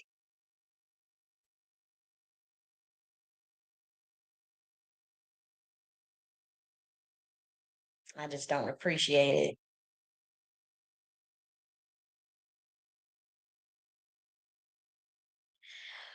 Now let's see what else I want to talk about. Oh, this is another thing I wanted to. When we talk about like this taciturn and shrouded war, like we talk about the removal of Negro, and then they were promoting this push for this race neutral status, Freedmen. Then they wanted to like do stuff with like the 13th, 14th, and 15th Amendment, remove it, misinterpret all this stuff, whatever they were trying to, but it was the 13th, 14th, and 15th Amendment. We all remembered I'm talking about that. And this was all the Republicans. Then all of which mentioned formerly enslaved Negro Americans. But I remember like even the way they was telling, because I remember they was coming to us saying we don't need the 14th Amendment. And that's when I said, wait, this literally says formerly enslaved. It was created in 1866 and then ratified 1868. What do you mean? We don't need the 14th Amendment. I remember they was coming to us, the Black RNC slave shills was coming to us telling us that we didn't need a 14th Amendment. And so that's why I was acting, screaming like that in a room for 5 whole hours. And I knew there was, some black gatekeepers that were in there, but they convinced Trump to leave it alone or to frame it that he only wants to challenge the interpretation of it. Now, they weren't telling us that at first, that, oh, it was just challenging the interpretation of it because it was being exploited for birthright citizenship. That was the argument on the surface level. That was but they were coming to us telling us that we didn't need it. That's a very different thing than saying I'm challenging the interpretation of it versus saying we don't need it. you know? And so then you combine those things. This is when I say set back 150 years. This is what I mean by that. Then it's like they removed the civil rights protections from the Department of Justice and the EEOC, removed Black veterans from the Department of Defense, canceled 120,000 Black American contracts for their business, and got 350,000 Black Americans fired from their federal jobs, removed Negro history from schools and museums, fired all prominent Black people, such as like CQ Brown, who got caught helping other Black Americans and labeled them woke or DEI. And by prominent Black people, we're talking about like the dude that was like, I mean, it was a bunch of nobody spoke out about against this stuff. Nobody said nothing, and it wasn't like okay, it's just the Democrats. Everything is about Democrats, Democrats, Democrats, and it's like no, that dude is on record saying he's helping Black Americans get into the military and get into positions to better themselves and to move up the ladder, and he got fired for that. And y'all sitting up there trying to make it seem like, oh, he was just looking out for his own anyways. That he was just a black face in a high place. That's not that's literally not why he was fired. They and when you look it up, I'm telling you, it's just right. It's sad, but they know what they did. They keeping this from Black Americans. They keeping this from like the people that they feel are very uneducated. Like they feel they're not going to catch the play. They're not going to catch it, or they just don't care.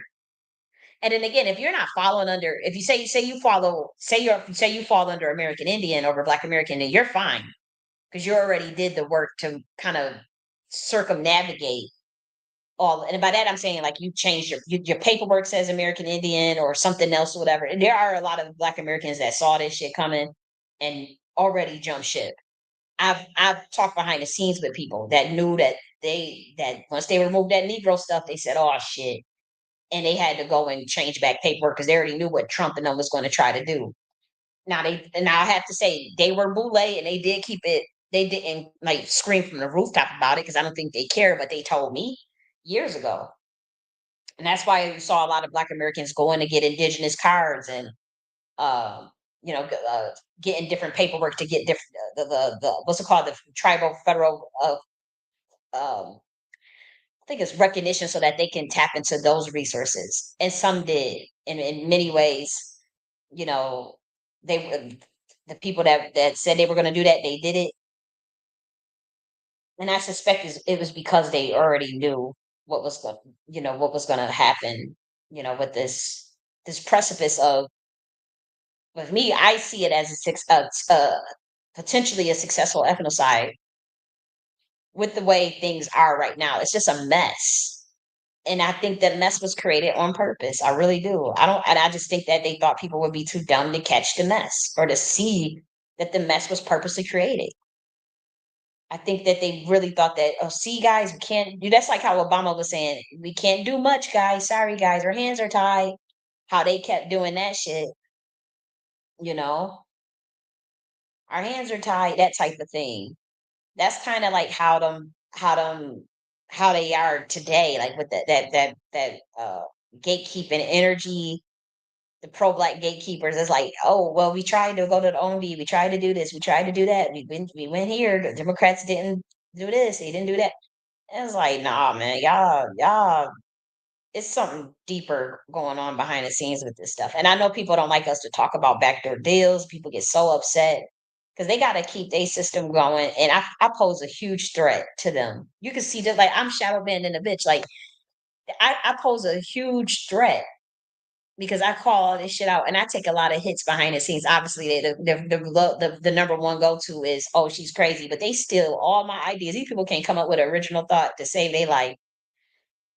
And it's starting to look crazy because it's like, dude, y'all are clear as day copying this girl. Y'all as clear as day watching this person. Y'all don't actually believe that. Y'all all say the same thing. You have no other original thought in your head, and you can't rebuttal. You don't ever rebuttal what she says. You just insult, and they think people can't see that. Why you don't ever rebuttal what the girl said with a logical argument? Why is it always an insult? And why is it the same insult from different people? And why has she caught them same people in a lie? And why is all this stuff documented publicly? It's stupid. It's like they don't want the average Black American to come into the consciousness that I have regarding this stuff. Because for one, they Black Americans are not going to just be looking at the government and be like, okay, you know what, we going sovereign. They're going to be looking at the head of them black ass niggas that try to act so pro black that was telling them that shit, that walked them off that cliff, that lied to them, that refused to speak up, that refused to call out Elon or refused to call. Like, I didn't take a dime from these people, so I'm gonna call your motherfucking ass out right on your damn ass. You know, you saw Elon doing the Nazi salute. He wasn't doing the Roman one, that the ones that the Black Americans do. He wasn't doing that one. You know, they never called out that bait and switch. They never pushed back on Trump doing these things that set back Black Americans 150 years. And that's what when I read all that stuff to you, that's what I mean by that. And then even if you had the plan to just go under freedman status and go sovereign, what if that was truly the plan, right? Let's just humor me. The plan is to go sovereign. You don't have any infrastructure to set up, and you locked out the people that are capable of building a parallel infrastructure. And then you try to just steal and copy their blueprints and then push them out the way. Just like how you did with that's what they did with the whole AD. They tried to steal the whole ADOS blueprint and it shit failed. And I see that they trying to do that same thing with like this Freeman Nation or trying to steal like the whole enterprise architecture, the guy for Blood in Black America that was under the Queen Mothership that I published years ago. And it's like they don't have like why you not thinking why is your whole end goal is like, oh, let's just steal what someone else did and copy their blueprint and then kick them out the way and try to because you feel like you got more resources because you clicked in with the government or you clicked in with the music entertainment industry. The fuck they got to do it with Black Americans and reparations is beyond me. Um, you know that there's a way to move, and you're encroaching on very powerful energy. Like you think your shit was fucked up with that stuff with that. And I said a year in advance what was going to happen with the Democrat Party, what it was going to do to you. Yeah, they had no leverage. I already knew that they was, and then the way you moved in Cali in relation to the CBC, the Congressional Black Caucus, and all that stuff, and knew some of them. Yeah, played some very sloppy politics. And I'm not a politician head or nothing like that, or or a political scientist. I'm not. I'm just saying. With me, the only reason I can look at it militarily. I only see things as a military scientist and sociologist and among other things and spiritual intuitive. But I don't need to study political science to know that that was also dumb strategy in terms of throwing that CBC away like that in a democratic state, thinking that Billy guy, Sazy, who just dipped out, was going to be the one to help you out. And Republican, you know, that pretty much have voted against reparations don't is not an ideologue about it. Don't give a shit about it. To be frank, took a whole nother job as an attorney. I think he's doing an attorney or some shit like that. Uh, I think a state attorney. He just took another position and don't even care about. But then the CBC now got an issue with some of them organizations that that was pushing that I mean that that offended them. You know, and there are certain ways you have to move in that arena. That's why I can't get in that arena. Is I be done offended there. I be done blacklisted. Be the most blacklisted motherfucker on the planet after that because I be done told everybody that this is what we doing. Look, I don't give a shit about none of that shit y'all talking about. This is what we doing. It's like, no, there's a process, there's a protocol. Like this is not how we do things. And see, my personality, like it's like what? Like what does that mean? Like that's not working, or I don't like that, or it's always just like. But at the same time, you have to be diplomatic and whatnot. You have to be diplomatic. Yeah. And like I say, I I'm not trying to like beat up on people or tear other people's stuff down. I have to call out something that I see a play though. This selling out your people under the guise of being pro black and being for reparations stuff to play the game and stuff. I just can't respect it. I'm sorry. Like I'm not saying I'm perfect because I'm not, but like that's the low that I just can't do. I'm sorry. And so I would encourage every Black American to undo that masonry that they trying to use on you. I had to do it for me and my bloodline. That's why I declared myself as motherfucking president in October. I don't care how crazy it looked to y'all. I'm like, shit, you should have been doing the same thing because, like, oh, like, look, I ain't giving up my birthright. I'm not destiny swiping with no niggas. I ain't doing none of that shit. I ain't sacrificing for nothing for nobody that ain't gonna sacrifice for me. You ain't gonna hold me to no standard that you don't hold yourself to. None of that. I'm like, oh no, I see the play. I see the play. I see the masonry. I see the credit swiping that y'all trying to do. It's called Masonic credit swiping. They do that to Black Americans all the time. What you think they get you in the contracts for? And you got to see that. And sometimes they don't have the contract. Sometimes it's like tacit agreement, or like they'll try to get a verbal agreement or something like that. Like, you got to see what the type of, or just stay out of their system completely. Sometimes you just got to stay out of their shit completely. And so, like I said, I saw the play and undid the masonry they were using on me and my bloodline. And that's why they thought they was going to ride and smooth sailing this administration. Elon thought, he overestimated like how he thought all the people liked him and all that. No, but nothing has gone right since with that administration for bait and switching.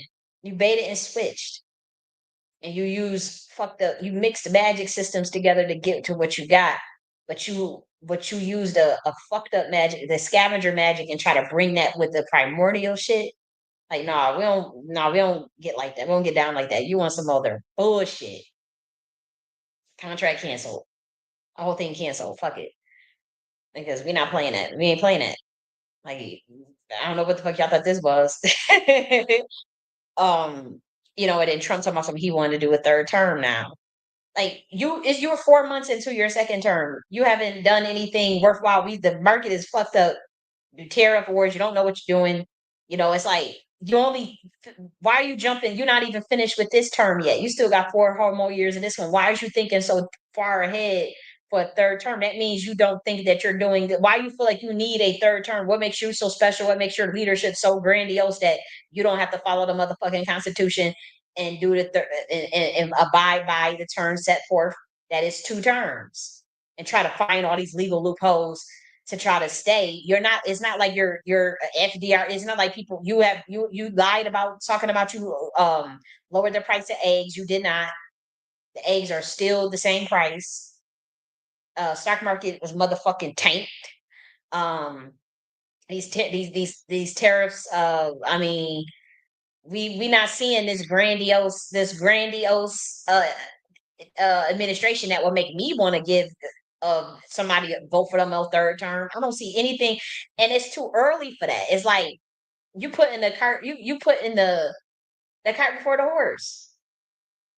It's like you what have you done in the legacy of the second term that warrants the third? You trying to finesse a way into getting elected for a third term illegally.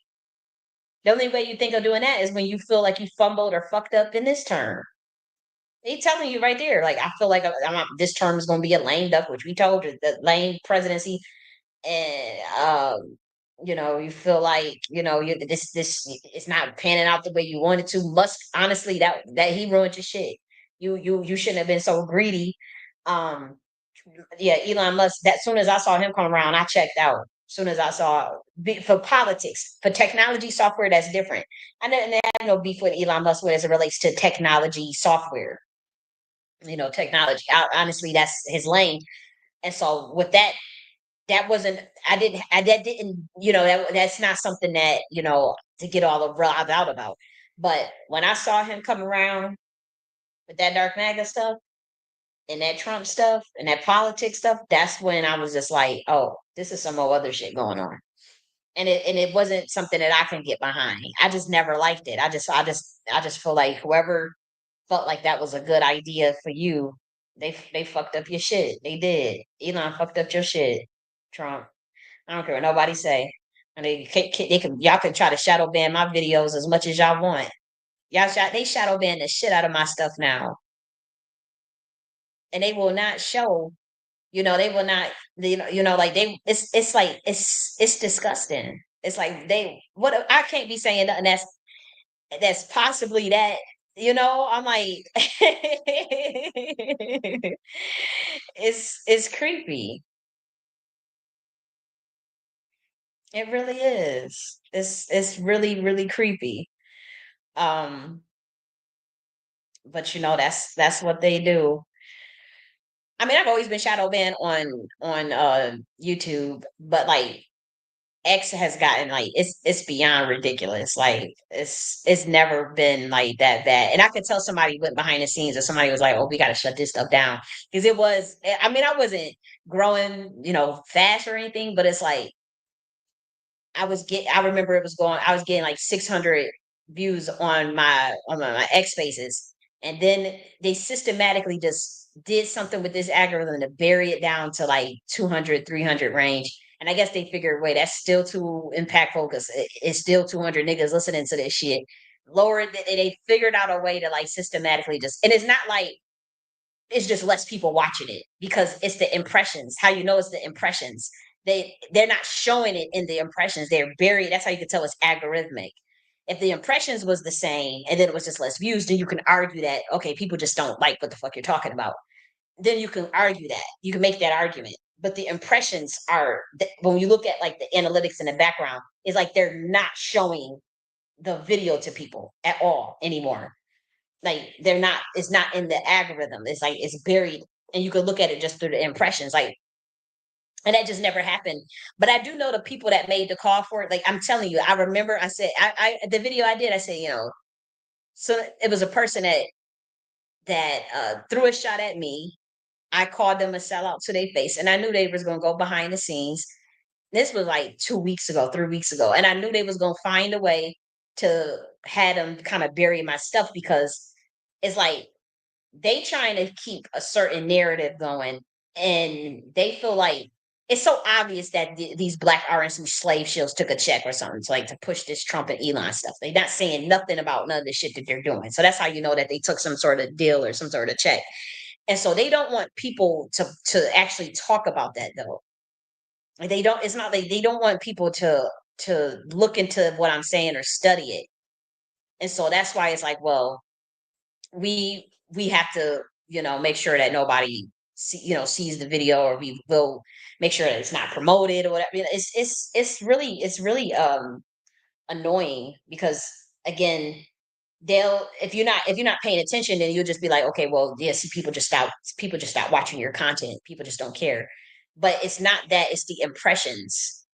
It's like the data analytics are not matching up. Like it's clear as day something that's being systematically done. Because and it would happen honestly when I've talked about like the a lot honestly Trump, and when I had talked about when I talked about Trump and stuff, that's when it also goes down because they don't want. Again, they have their agenda, but then again, black people, I don't even think we should probably be on this X stuff like that no more.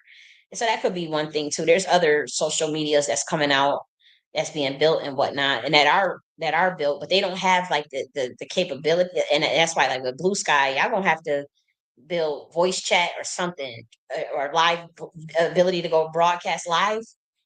If y'all could do that, I'll jump over there. I would, like, I can't, I don't fit in with nothing over on X anymore.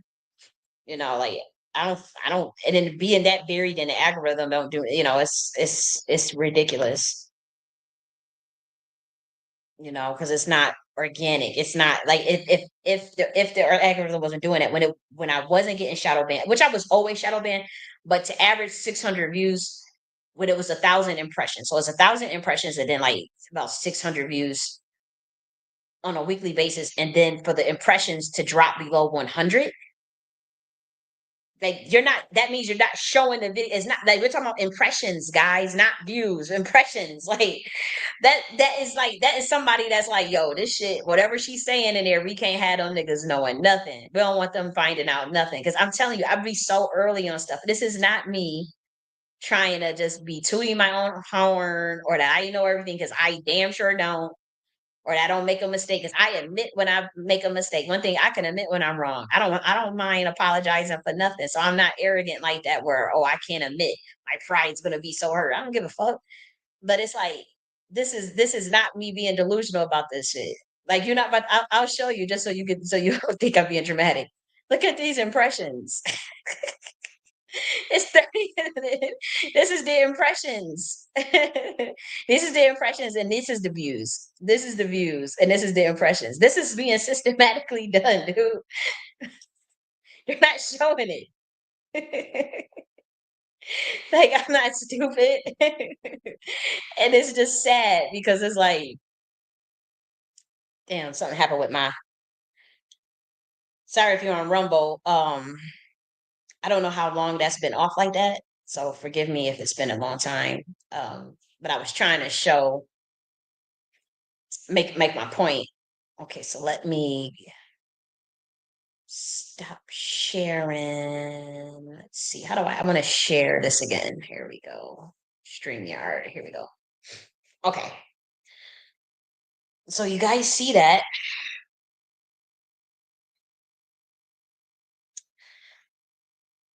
But when we talk about Black American, like with the BLAQUE, I would say, to be honest, you could just combine, like, because this is a social term. It's not something you go into the government with, and this is the way I spell it, and this is the way I define it.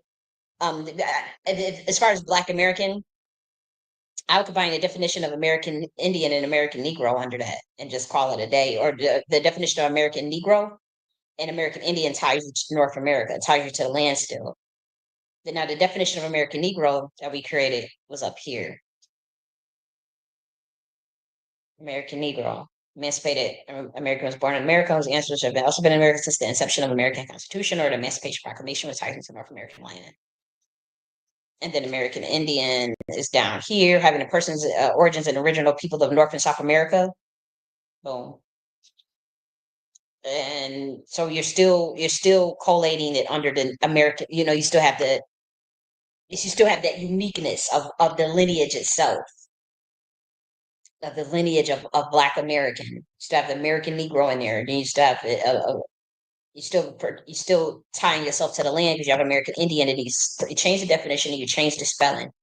Spelling is BLAQUE. Matter of fact, I saw DW in here, and I was so happy to see you in here. You said, "Hey, man, it's been a long time. I've been so busy lately." I said, I know she's busy right now. I'm about to eat a good ass burger and enjoy this Friday. I pray you are well. Oh, thank you so much. I pray you are well too. Oh, so where'd you get your burger from, if you don't mind me asking? And I figured you was busy. I know people got their lives and whatnot. My lives be long as hell, and people ain't got time to be listening for hours on end. So I appreciate you. And I was hoping. I said, oh, I gotta email her. I gotta get back to her. I'm hoping she's doing okay. I was thinking about you for a while. I ain't gonna hold you, but I trusted that you were well. So, I wish there was a way. I got. Is that email? Is that a good email to email you? Just cause sometimes because I had wanted to check up on you. But I just didn't know if that was appropriate. Because it's the YouTube thing, and I don't want people to feel like I'm trying to recruit or infringe on them or make people uncomfortable. But I was thinking about you. I ain't gonna hold you. I ain't gonna hold you. I was supposed to get some. I wanted to get me some Instacart. Yeah, but nonetheless, because we're almost done with this. But so here's the gematria of black, BLAQUE, uh under that new spelling. And so the gematria of black, BLAQUE, means shiny one, be not afraid, seer of code, sacral chakra, endocannabinoid, angels, BMFs, dimensional, the Red Sea, pharaohs, Tesla's coil, Time Lord, real deal, Elohim, Admiral, I am healed, energetic field, God I'm tired, flaming ones, Aries gate, dragon girl, dream of Hecate, the cosmic,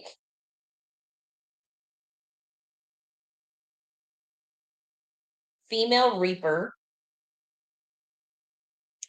Mary Magdalene, light lord, and Bernard, the black plebeian, the police lied, big mama Sophia, plasma of life, the king lion, break an oath, Alashanti, cone of light, Allah's magic, defeated O, higher than high.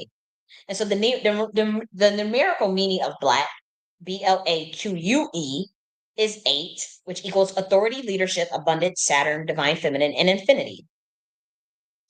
And like I said, there's a Negro Ancestral Committee, which is like spirits, that come to me in dreams, whatever. And they gave me all this information. They told me, go tell them, we got a message about the American Negro, we got a message on Vindicto Municio, you know, emancipated American Negro descendant of slavery. We want to do things the right way. This is how we want it done. You can do it yourself. Nobody got to listen to you.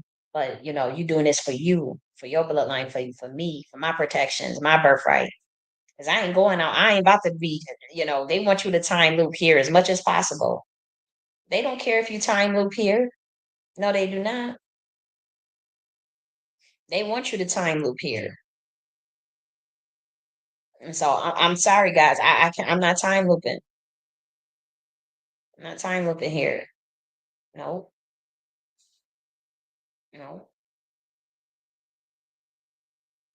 Yep. But the Negro Ancestral Committee, those are the ones that summoned me through that portal that I was telling you about. They got a portal in Alabama. It's the same portal Beyonce did in that reenactment.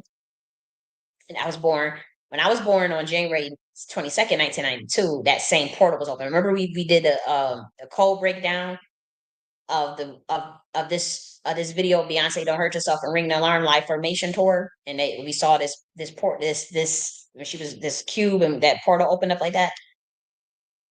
And so it's the same.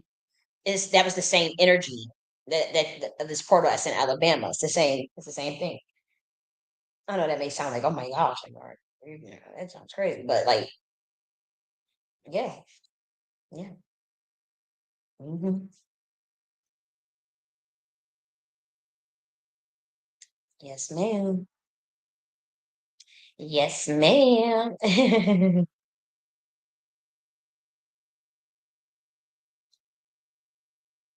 So now,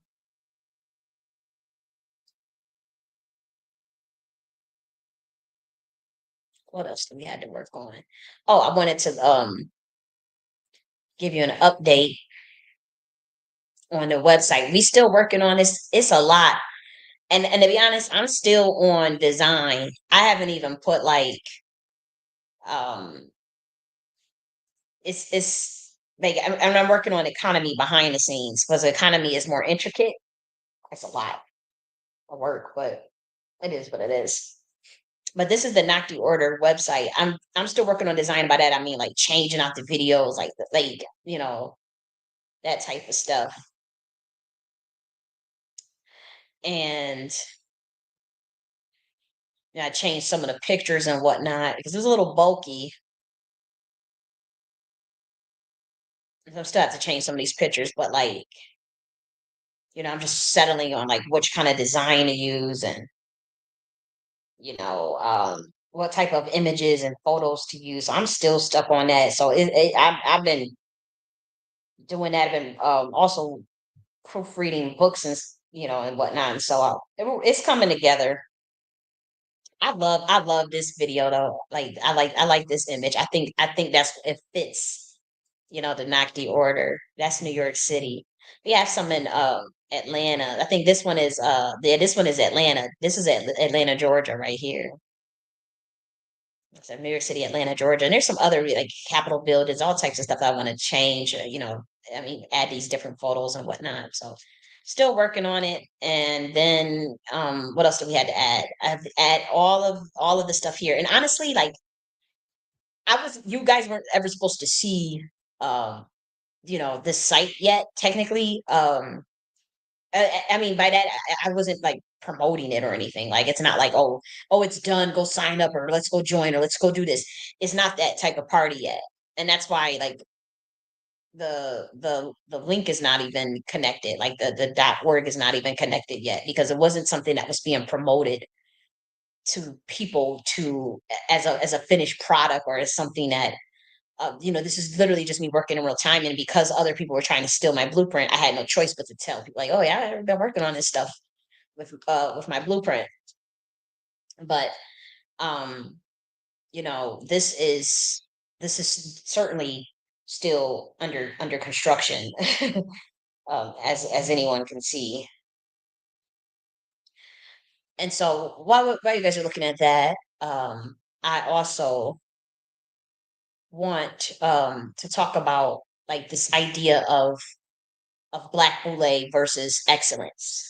The boule versus black excellence, and it's like they've tried to conflate the two lately. I've noticed like there's old school boule, and then you have like the boule today, and then that made that kind of like the celebrity class kind of infiltrated, and then the black excellence, which is also celebrity class, but no boule pedigree or no connection to that at all. And what I notice is that like when it comes to like the black boule, I'm not black boule, black excellence. It doesn't require intellect or pedigree, and it's like they can wear the mask of a pedigree, and so it's emotionally driven to look good on the outside, and so you're pretty much like I just noticed that there's a huge difference in like old school boule and then like today's quote unquote black excellence. So it's like pretty much the black excellence today is pretty much like go along, get along, and secretly sell out your community.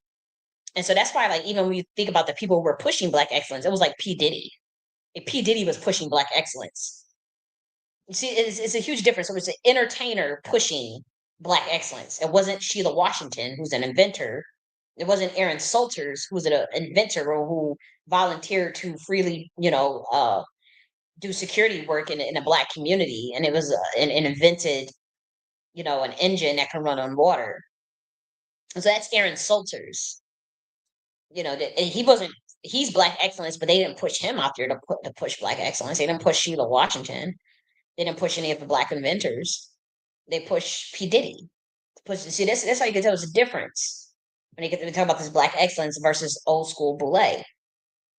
You know, and so they want to make sure, like even today, like what you see, like the new set of boule that they want to set up, it's not going to be the same as old school like boule, like Paul Robeson, Medgar Evers, and Zero Norhurst. It's not going to be that type of like the boule that they want to set up today. They are purposely making sure that they're extremely uneducated, and then they send them out to undermine like real geniuses in the black community, like real intelligent people. Like this is why most of your geniuses sell out or they check out.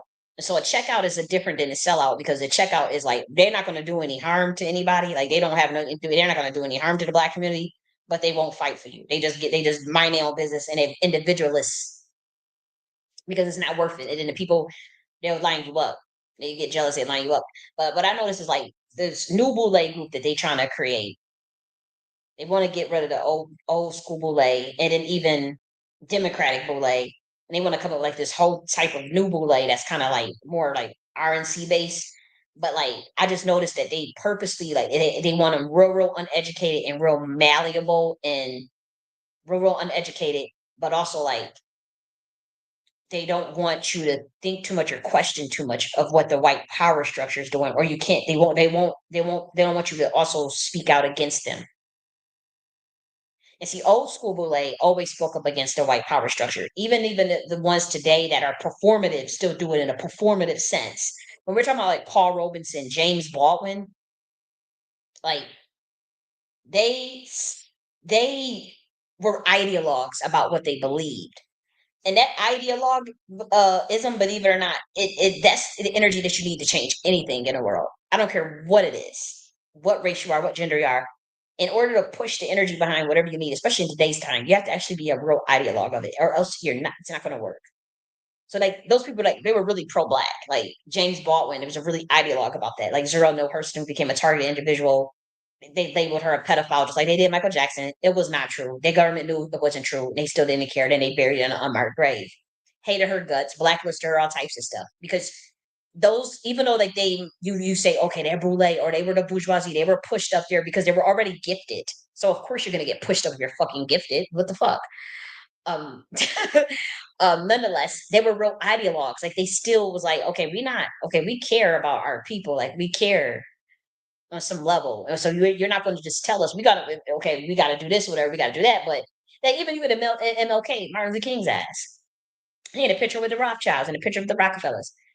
The nigga was still an ideologue about certain things. You might not agree with the way his methods was or the way he moved. In a lot of ways, I don't. However, he was an ideologue. Like that's what we say, oh, we coming to get our check, or oh, I think I might have fucked up. I think I might have integrated my people in a burning bush. Hold up, a burning what's it called, a burning house or some shit like that. You know, hold up. You know, good, bad, right, or wrong. He's not a perfect man, but it's like objectively, the dude was an ideologue about that. Like he like about civil rights at least. You know, same with Paul Robeson.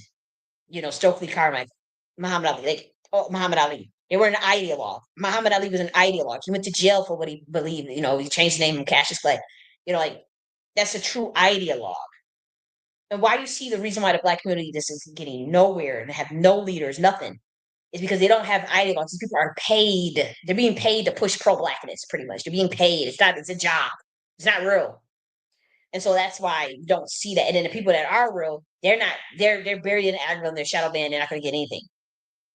And they're gonna get locked out because they require nowadays it has to be performative for them to let you in. It's not going to be like no real ass James Baldwin today that will ever be able to make it in today's time as he would in his time.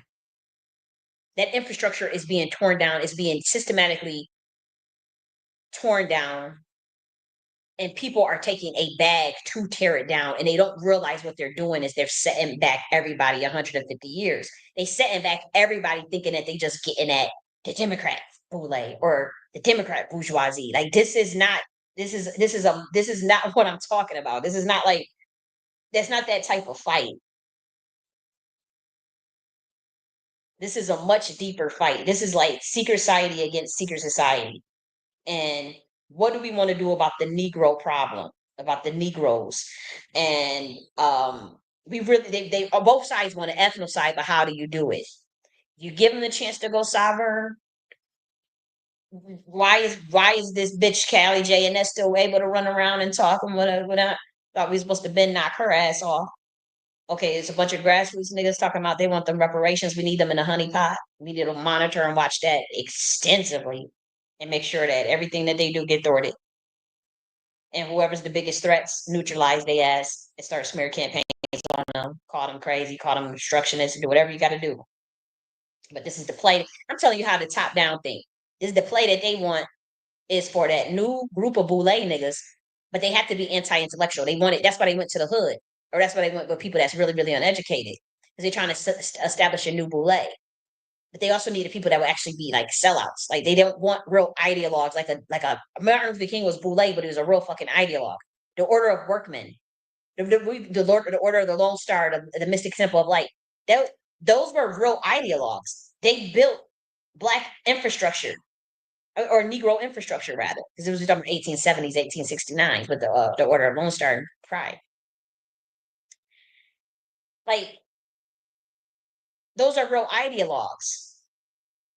They stood on what they believed. They sacrificed for what they believed in. They took blows to their heads. They whatever they had to do to fight for what they wanted to establish, even for their own family, for their own bloodline, or for their own group.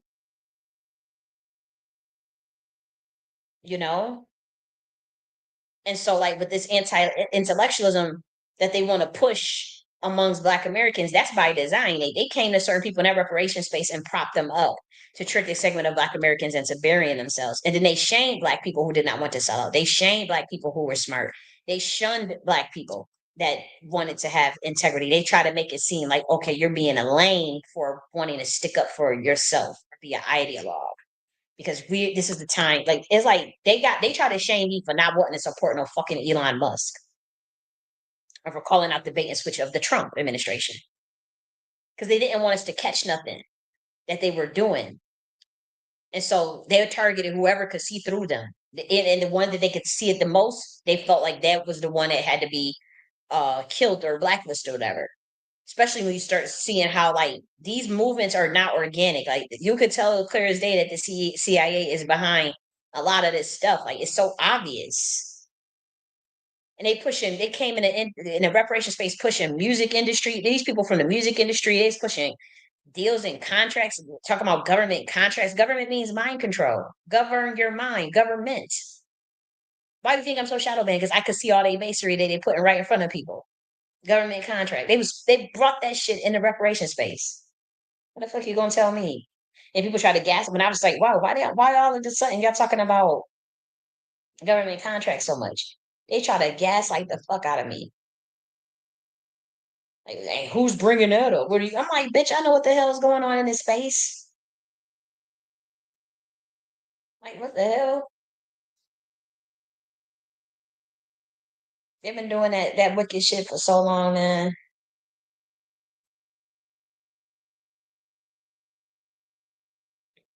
They've been doing that stuff for so long. Mm-mm-mm.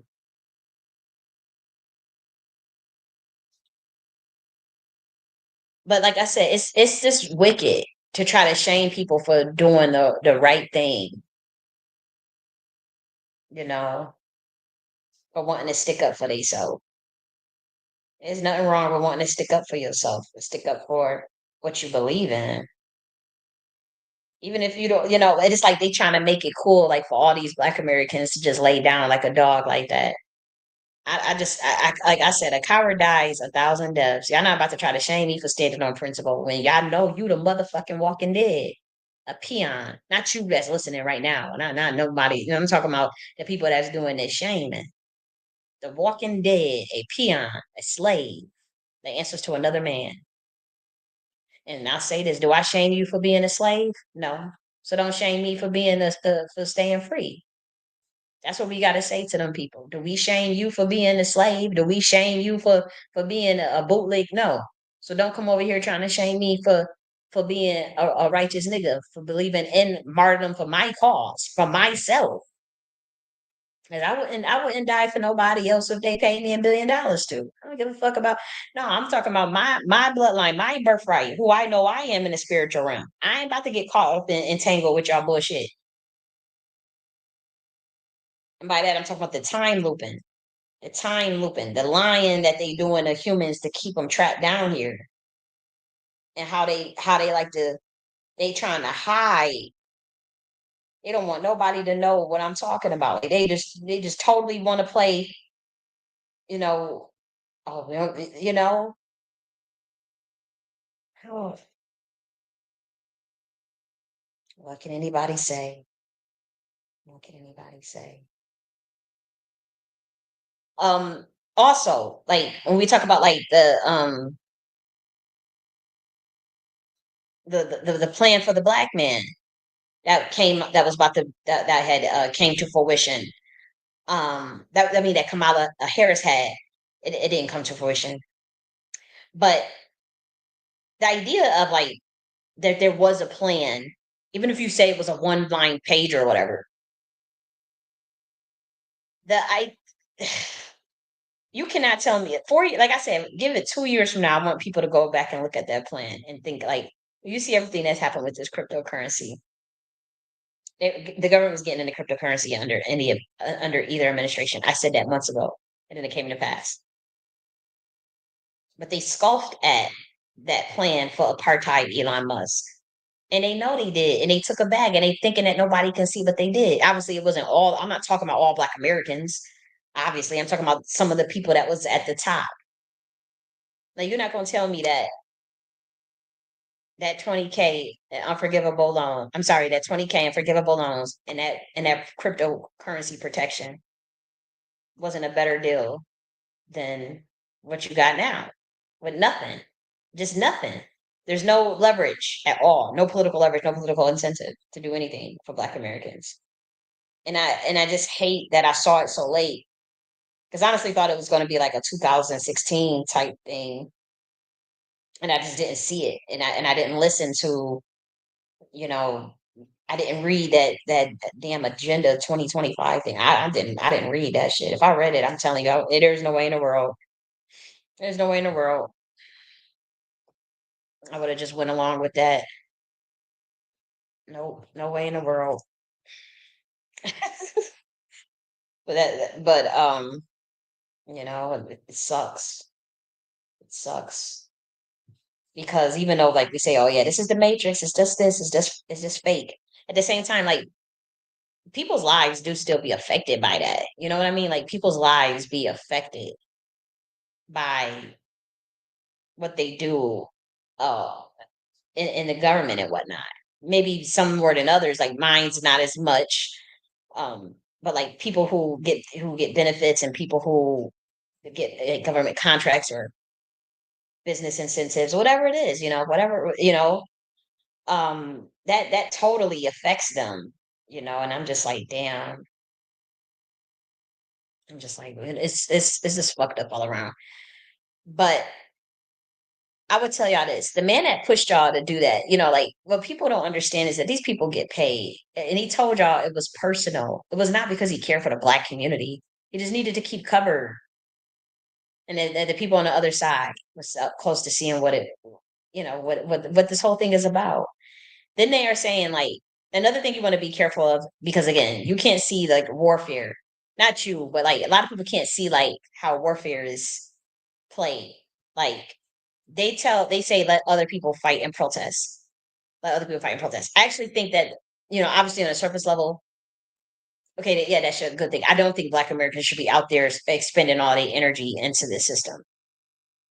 In terms of like trying to get the energy exchange that they're looking for, because you don't know what their plan is with that. Like you don't know if they're trying to do martial law, they trying to find a way to low key set people up. But I'll tell you this: when the RNC shills, black shills are saying, oh, see, it's good that other people get to fight and protest now. They are saying it to placate you and to protect their check. It's not because they care. And so when certain people tell black people to stand down, it's because they don't know if they're trying to enact martial law. But then there's the other side that is trying to tell you that because they just trying to they're steering the collective conscious for a different way. It's for a different reason.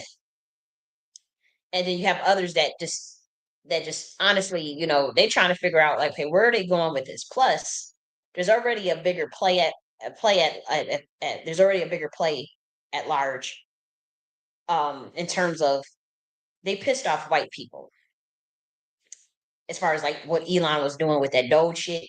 They pissed off so much white people, and they already have out organized. They don't play. So you see how they lit up all them Teslas on fire, and you see how they organized to short Elon's stock to tank his network. That was organized. Like there were big players behind it that said we gonna all purposely short Elon stock. We all gonna, all that stuff they was doing, all them protests.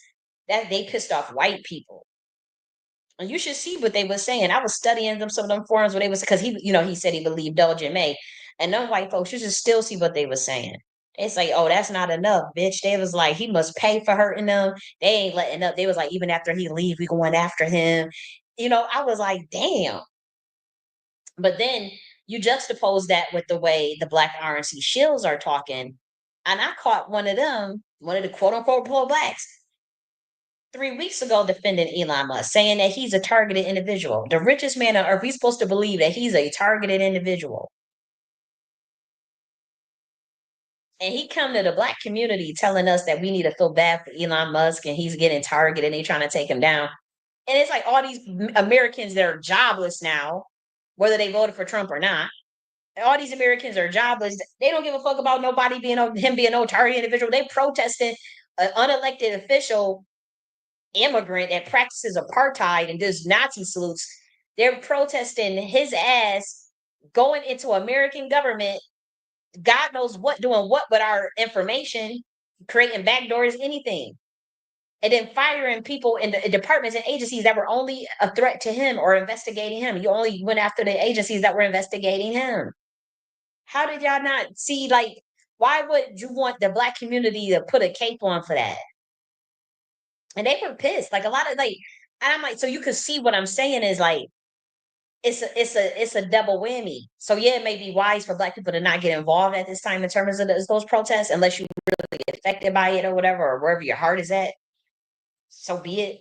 But the fact that the reason why he leaving in May like that, and how everything is they kind of backing off with all that fire and all that stuff, is because them white folks is pissed, man, and it is them behind doing all them fires and protests and burning up all that stuff. It's them behind them doing all that.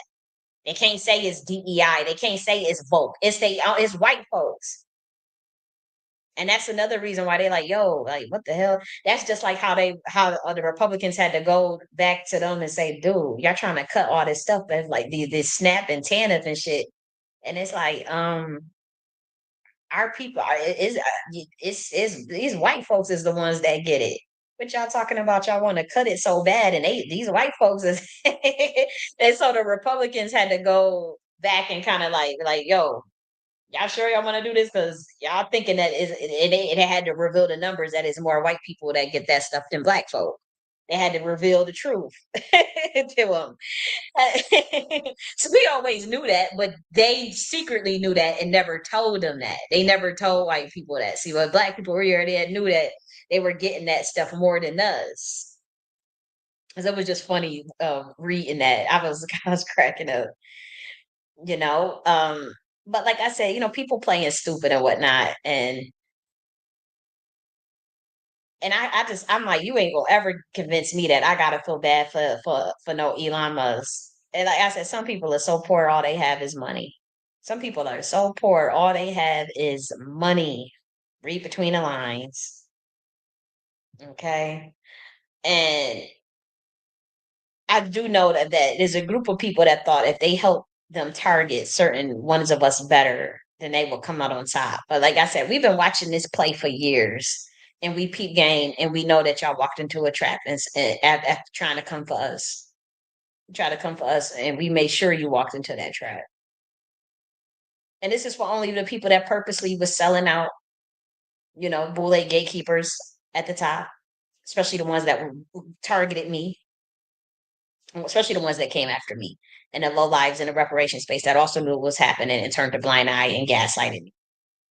So the black people that did not participate in none of that, they didn't walk into that trap. They didn't walk into that. I didn't do the curse. It was ancestral. It had nothing to do with me.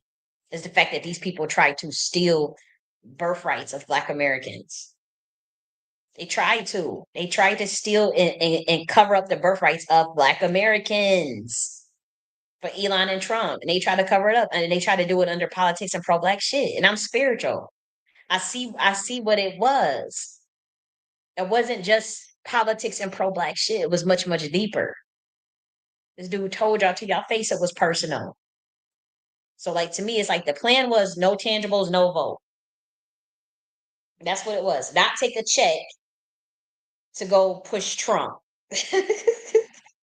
So when the DNC threw out the last concessions at the last minute, that was them conceding to their base. That was you having the leverage. That was the point at time where you had the most leverage when they came with that plan for the black man.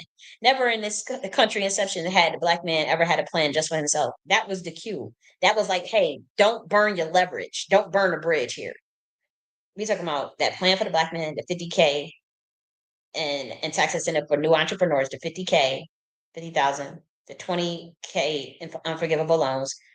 I'm sorry, now I keep saying unforgivable and forgivable loans, the 25K in housing costs, and then the 6,000 for the child for the people that just had a child. Now, granted, many Americans would have benefited from that, but that plan just for the black man with that cryptocurrency protection, which you need, which clearly you can see just from the way crypto is doing now, the market in general, um, and the 20K in forgivable loans, that's a bag right there. Like forgivable loan, like really, like how do you feel like you could scoff at that and then try to come to me about 5K, And so that to me was that was the cue of where we had the most leverage, and that was them panicking.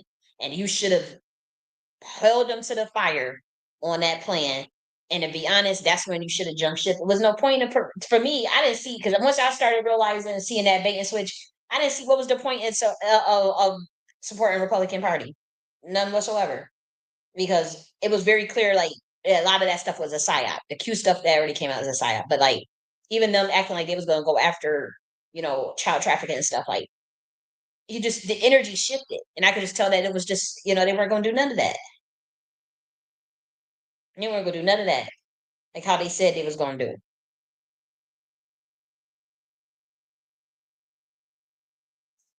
And that's honestly what I felt,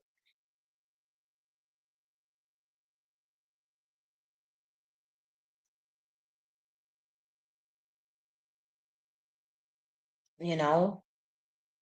But I'll say this: like the new school boule that the Republican tried to build cannot compete, nor do they have the pedigree or ancestral protection of the old school boule.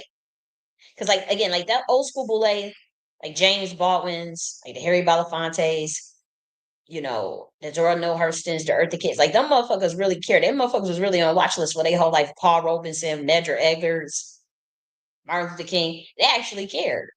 James Baldwin, motherfucking ass, they cared. MLK, even if they was in a picture with the Rothschilds, they still low key cared. Which means they set up that when they was setting up the new infrastructure for integration out of segregation, they threw in things to protect themselves, and then they also threw in things to protect Black people but it was embedded in a structure. It was embedded in a structure, and they had to do things very craftily and tactfully to get it embedded in a structure, whether that be your civil rights, throwing an Indian Bill of Rights in there, EEOC protection, throw that in there, throw in HUD, the schools, the free school lunch program to make sure Black kids eat. Actually, all American kids eat, but the free school lunch program was started by Black Americans under the Black Panther Party, Huey P. Newton, and other and all of them. You could all say all these people were all this. They even if you felt like they were handpicked, or even if you felt like they were boule, they still cared. Huey P. Newton was a real ideologue. Uh, Elaine Brown is a real ideologue. Catherine Cleaver. You don't get like I don't care what you say about them people. Even Angela Davis, they were real ideologues at that time. You don't have that energy today. None of these people are ideologues. They're performance. They're performing. It's a job to them. It's just a grant for the nonprofit or whatever. And so this is dangerous. Like you can't trust a person that is performing that because then it's like if a bag comes, they're done. They'll sell out. They're done. You're done. And you trusting them to do something for you on your behalf, and they don't give a fuck. It's a different time, and I understand that. And like, I can't let that energy go of a Paul Robeson go or scoff at it. That's why you never see me attack like the Harlem Renaissance or Zora Neale Hurston. You'll never see me attack them type of people. Them people put in so much work, more than a tenth of what these niggas is in the reparation space or in Twitter spaces. Attempting what them motherfuckers is doing. And so you're not about to convince me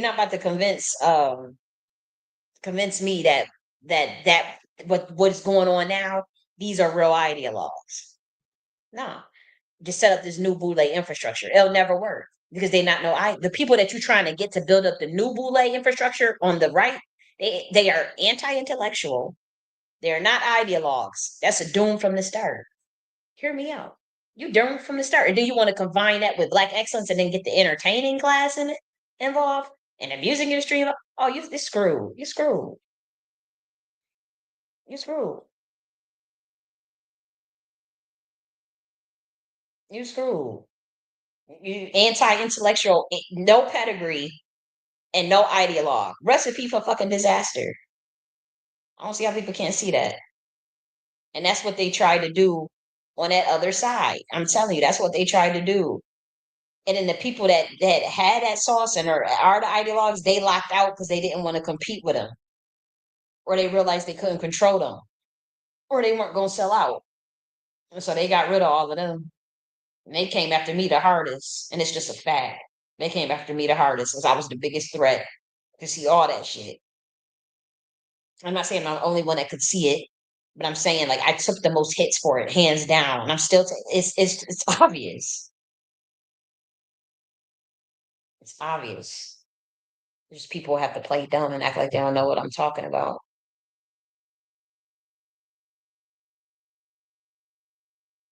But when we talk about like the way the old school boule built up the infrastructure and built it embedded in the new structure, when you see this new boule trying to tear down all of that stuff, the Bill of Rights, the EOC protection, all this stuff, and they just have, but they don't have a plan to get you from A to Z besides stealing my shit or stealing someone else's shit. And so they know that, and so now they trying to come up with this Freedman Nation stuff. They like, oh shit, like, okay, Kali had a blueprint. Let's just copy all this shit because they know they in hot water, and they not going to be able. The only thing they can think to do is ask you to donate for money off the rip because they don't know how to build they don't have they don't build the infrastructure. You have a legal fund without lawyers, or you're raising funds for something that and you don't have a MVP or a service or SAA, so software as a service. You don't have nothing. There's no minimal viable product. There's nothing. There's no service that is, you know, it's just bullshit. Pretty much, it's not nation building. And so I can see that, but the other people, people are panicking and they throwing anything at the wall and see what sticks. And they biggest thing that they should never fuck with was selling out real ideologues. They shouldn't have fucked with them. They shouldn't have fucked with these ancestors, Negro Ancestral Commission. They shouldn't have fucked with them. They shouldn't have fucked with them primordials. They shouldn't have aligned with that white supremacist structure to sell their people out, and they shouldn't have fucked with that damn claim and make lies about that reparations claim, talking about some bringing in random ass shit that didn't have nothing to do with the claim, bringing in covering up history, and then trying to demand other Black Americans cover up their history. And so, what's a lot that's gonna come out of this? This fallout ain't even an attempt yet, and I'm out of that space. I'm just lamenting right now, but you gonna see some shit. Okay. Now the boule today, the old school boule, they dead and gone, or they just real old. But the new school boule that is more so like like Divine Nine and that's not really boule then though. But like what you call boule today, and then there's the pro black boule that they're trying to prop up. That's anti-intellectual and that's they're not ideologues. So that I already know it's not gonna work. But even the boule that you see today, that say like they get the bad rap, like the Black Caucus and all that stuff. Um, they could have done more to take accountability, and they should have done more, and they should need to tap into that spirit of the old school boule. You should be studying some of those things that Paul Robinson did and Medgar Evers and Kathleen Cleaver. You should look into some of the things that what were they about? I'm not saying you have to be an ideologue about that, or because obviously all the politicians sell out to the APEC. Um, you know, I'm not saying that you got to model out of that, but if you notice, like they try to perform that perform that energy, and it never works. Like when they had the Tennessee Three, and they tried to have that dude out there talking like Martin Luther King, and it was a fake accent, it wasn't real or anything. That's performative. That's what I mean, performative. Like you're not going to get anywhere with that. Everybody in the world could see that that's fake. Nobody is going to buy that. Nobody is going to be like, okay, yeah, that's what we should do. You know what I mean? Like it's gonna you look crazy. You look absolutely crazy trying to push that. And so they have to realize that you have to actually be an ideologue into this day and age, and the age of Saturn, the age of Aquarius, or your ass getting torn out the motherfucking frame. You see now Umar Johnson is out here looking crazy.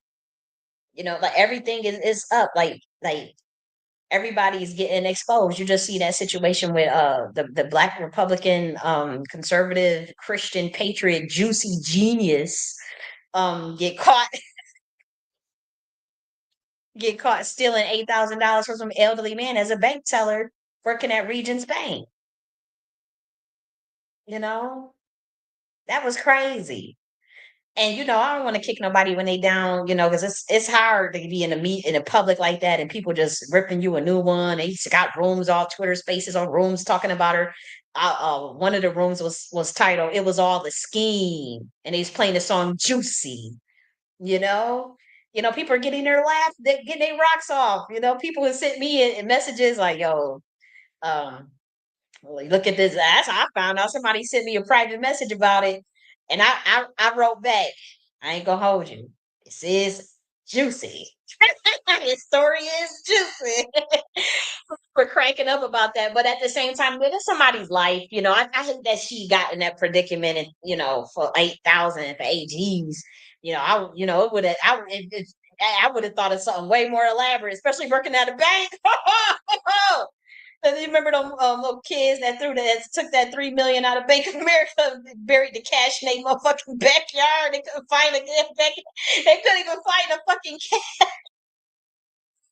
I mean, I'm like, ain't no way in the world I'd be working at no bank with access to the computer, and I'm only gonna come out with 8 Gs and get caught and throw my whole life away.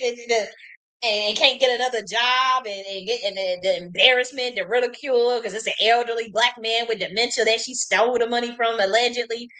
Man, man.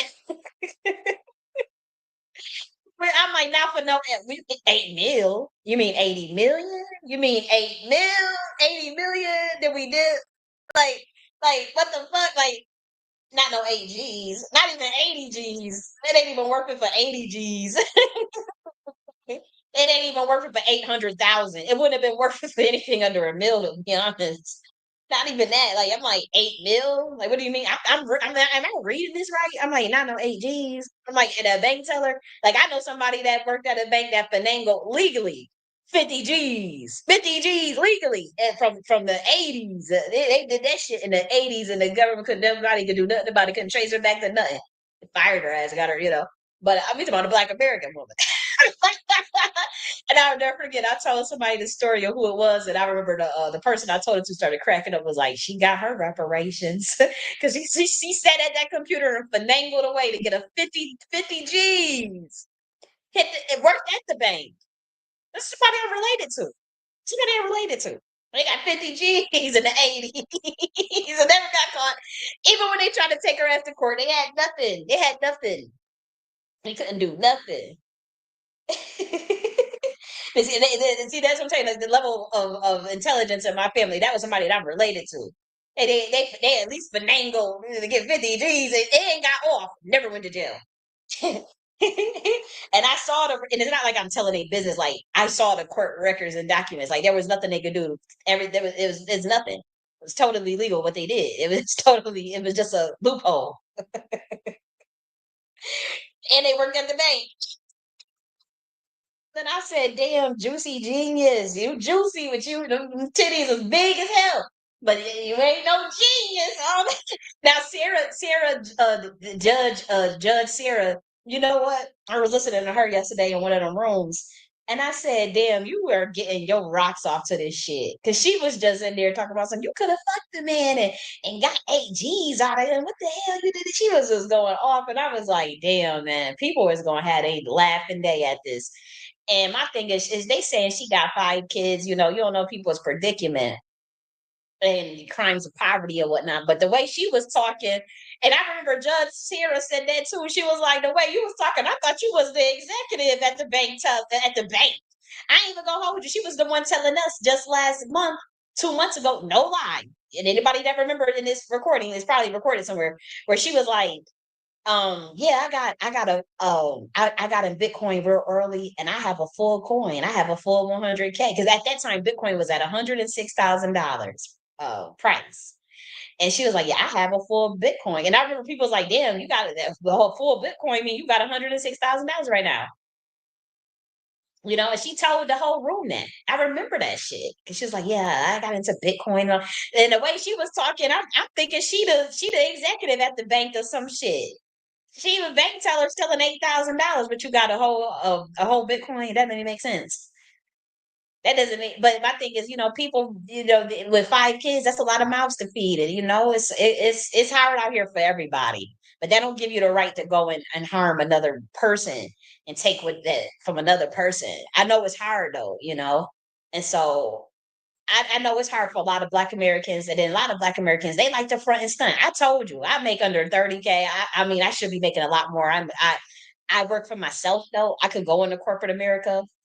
Um, I don't want to. I know Black women that I remember. I'll never forget a Black woman cried to me and told me. She said, "People gonna think this is crazy." She said,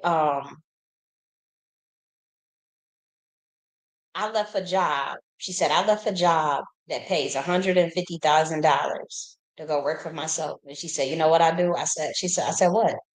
She said, I do bakery. She said, I do bakery and baked goods. And she said, you know how much I make? I said, how much? I mean, I don't make no more than over $35,000. But she said, but I'm working for myself and I'm happy. She says, all me. She said, I would never go back to corporate America. She said, I was making $150,000 and I quit. She said, you know what I was doing every day when I was working? After I come out of work? I said, what? She said, I was drinking.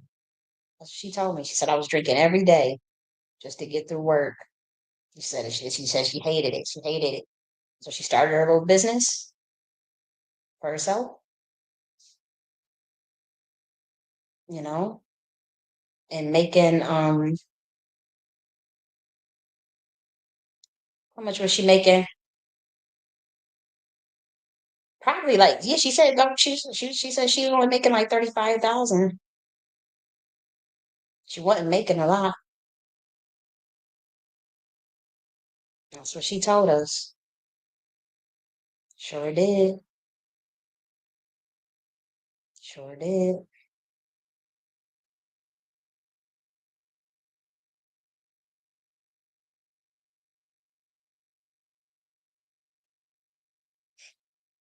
Yeah, but if I hope I wish the best for that lady. If she did, if she's innocent, if she did that shit, then she got to pay. You do the crime, you got caught. You gotta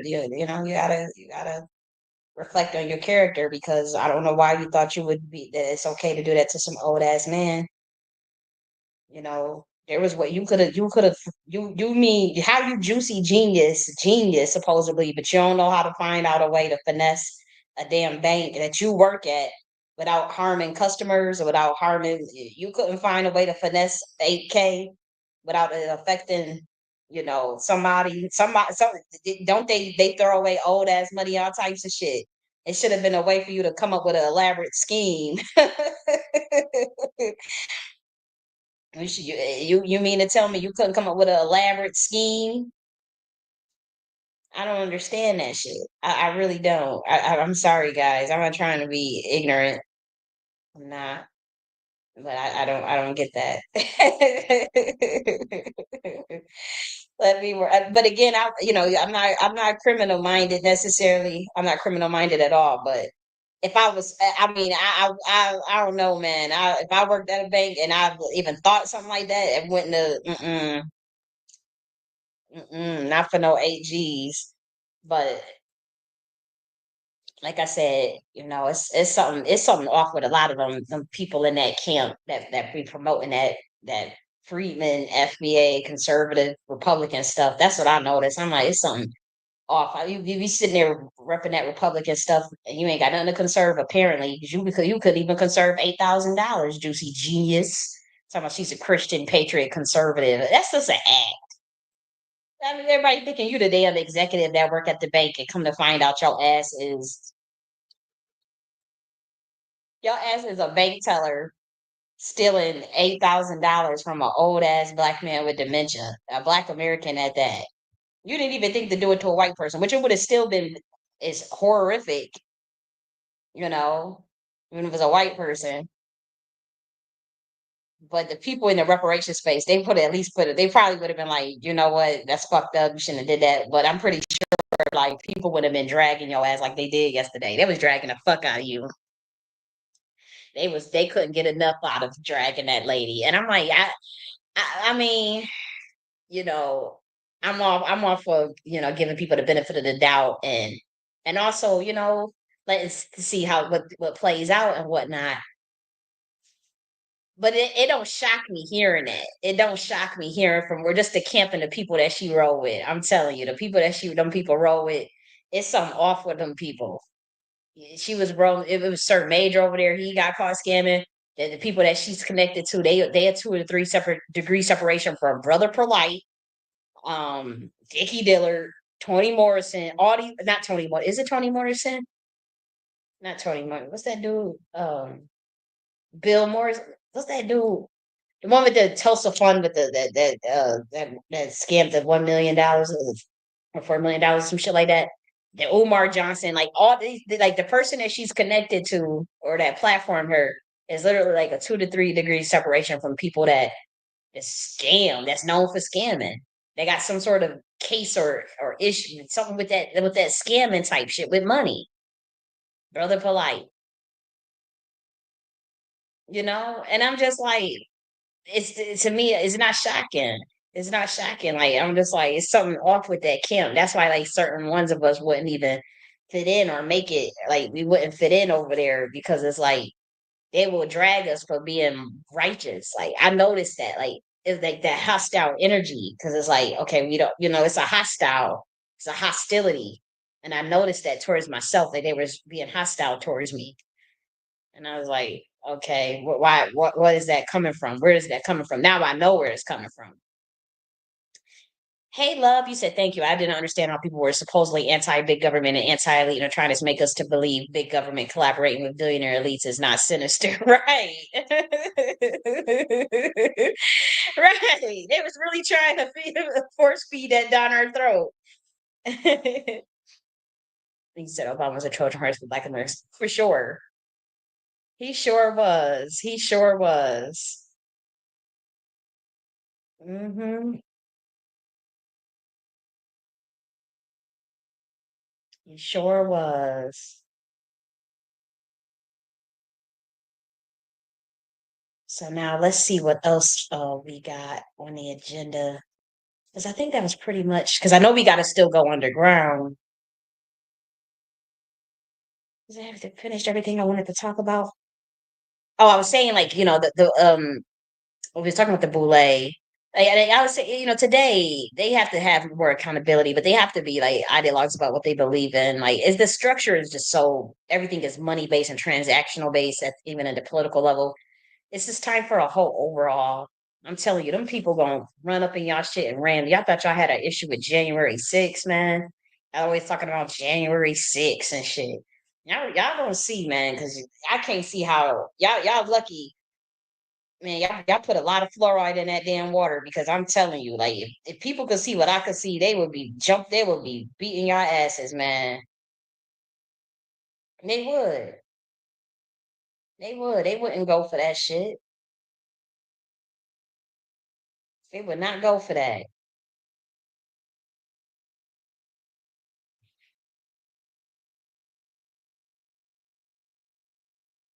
And then as far as the DNC, like you needed to back a lineage based movement. Like when y'all scoffed at that, y'all scoffed at like when at the delineation stuff that Black Americans was doing, and that's what fucked up the DNC.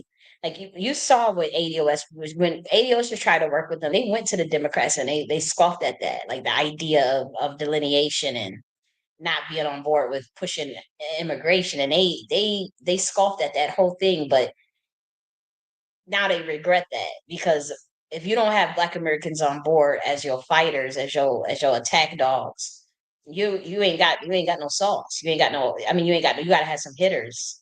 You got to have some real hitters with a real plight, you got to have real ideologues. You don't have real ideologues. So even if you go with the niggas with the I'm talking to the DNC right now. If you go with the niggas in the reparation space, or y'all start up a counter delineation movement or something like that.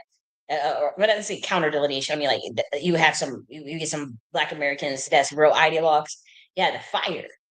That's why the Republicans had to fire. They lost that fire. They'll never get that fire again. I mean, I was an ideologue. Like I was over there pushing that shit, and it was so. And I know the power I was putting in that because of being an ideologue.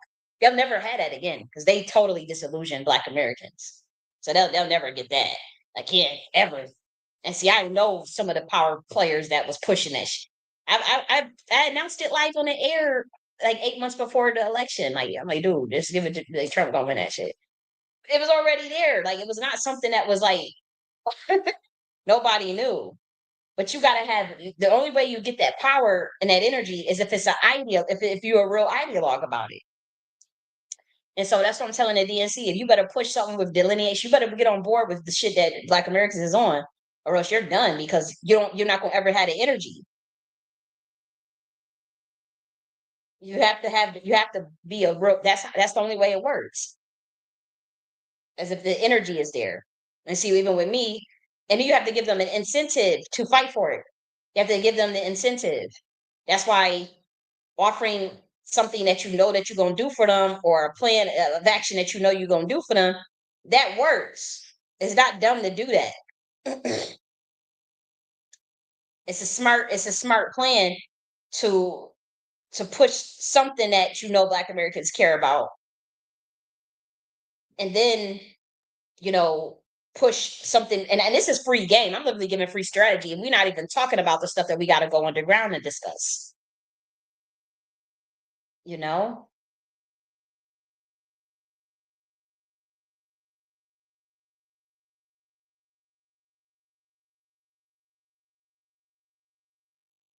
Yep. Yep.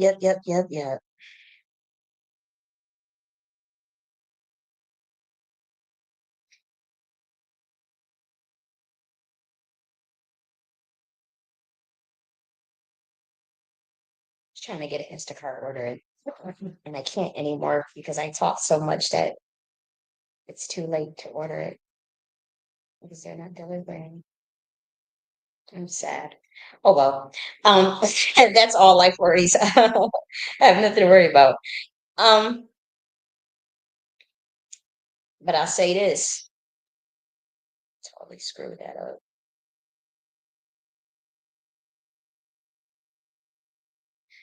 Okay.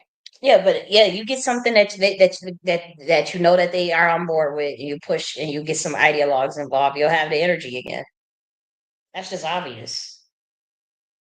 And we about to go underground, and I'll tell you even more strategies as it relates to target segmenting, uh, targeting segment populations such as Black Americans, and then we're going to also talk about how to target, how to galvanize the segment of just all American women, like all women, like the things that women care about, things that Black Americans care about, and this is the things that you're going to have to jump on in order to you know, galvanize that base still, that base. And then last week, and then 2 weeks ago, and last week, we talked about how to do it for the American people in general. And so we'll go underground soon. You know, we were talking about some of the. I'm going to talk about some societal crashouts, but I'm going to make one last statement. I just think that it's egregious that there were Black people that aligned with white supremacy acting like they were pro-Black. and they walked a lot of people over a cliff. And they have zero protection and zero political leverage now. And I'm offended by Elon Musk, who is an immigrant who tried to bring apartheid to this country and then cut only agencies investigating him and then target anything woke, aka Black Americans. But like I'm gonna tell y'all this. They need you to consent and they need you to comply. So they told you to your face and they just pretended that they were not going to do any harm and they used trickery. And then honestly, you know, we should have been more, we should have read that Project 2025. I ain't even gonna hold you. I didn't read it. I should have read it. And that's my fault. Um, and so, me listening to other people, oh, don't it ain't nothing to worry about. Oh, they just trying to fearmonger. They just trying to fearmonger you. And so I did believe that, but I won't do that shit no more. I bet you I won't do that shit no more. I don't care any party that come out talking about something, they got an agenda, 2030 and 2060 and all this bullshit, 2050. You come out with an agenda, or I'm reading all of it. I have to go for Democrats, Republicans, anybody. You come out with an agenda, I'm reading it word for word, page for page, and I'm gonna rip that shit to shreds if I see something I don't like it, and I'm gonna call it out, and I'm gonna go right on the internet, and I'm gonna tell the people what y'all trying to do. I ain't gonna ever let that happen again. I ain't gonna ever just listen to somebody tell me, "Oh, Project 2025 ain't nothing. That ain't nothing." No, I ain't gonna ever, ever, ever do that again, ever.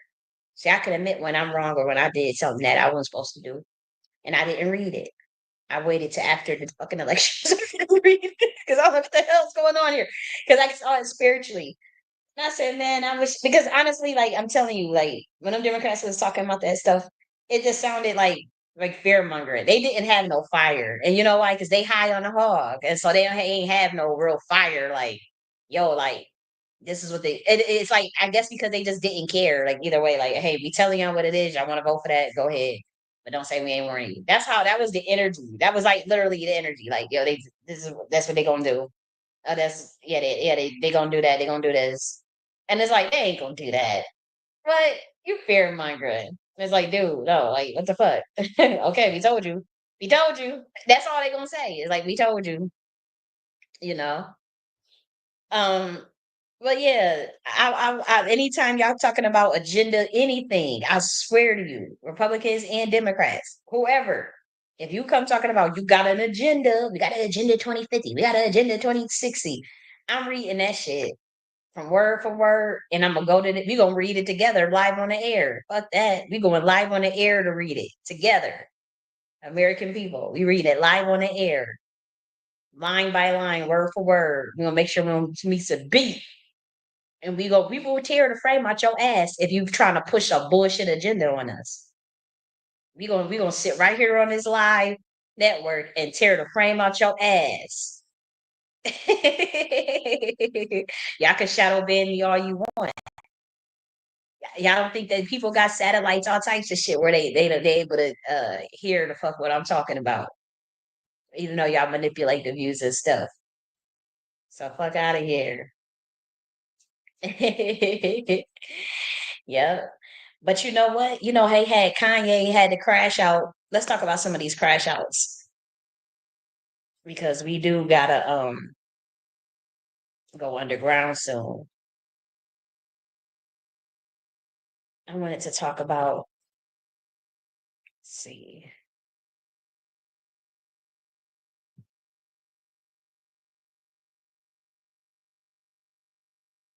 where's my here we go. It's been so many crash outs. But you see that they had a Kanye West interview with academics. And I have to say, like, to be honest, um, there were things in the interview that Kanye said that I understood, about the industry and how people, ride out on you and how black people get exploited their music and the contracts are unfair and all that stuff. I'm not gonna act like that don't make no sense. It makes sense. Everybody knows it. They just scared to speak up. And so, like how he said, a coward does die 1,000 deaths. I still don't agree with the way he's been moving and things he's been saying lately. But just to make it seem like my thing is, you know what he did that was wrong with this interview is this stupid black outfit that he had on with the KKK outfit thing. He shouldn't have did that Because here's the thing, when this interview started, DJ Academics was in the car frantically, like it was anxiety ridden rather, because Kanye West was saying he fears for his life. He's about to go to Japan. We got to do the interview. It's now or never. If you don't do the interview, you have to come to Japan. And so it was like, I'm scared for my life. And so honestly, you could feel that energy. I'm like, oh my gosh, like he's scared for his life. So, so it was like all this momentum, right?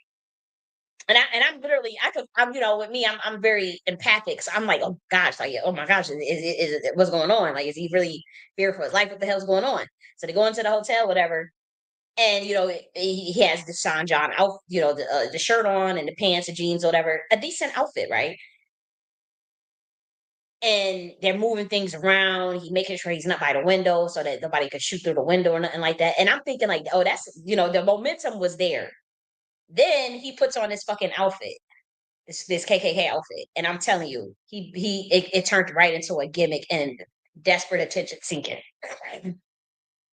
So it went from he brewing his own movement, his own moment. Because honestly, like him playing that up, like when they think I'm getting on, oh my gosh, we got to do an interview now, and opening the door and acting all like somebody looking at all that. That see that was epic, because I ain't gonna hold you, because I was drawn in like, oh my gosh, like what's going on, what they were doing, what's going on, Kanye.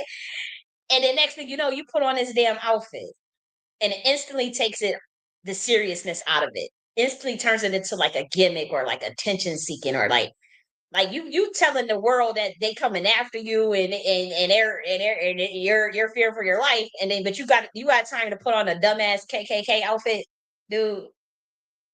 Oh, yeah. Then No. he puts on them dumbass boots, them crazy looking boots, and that's when it's like, dude, like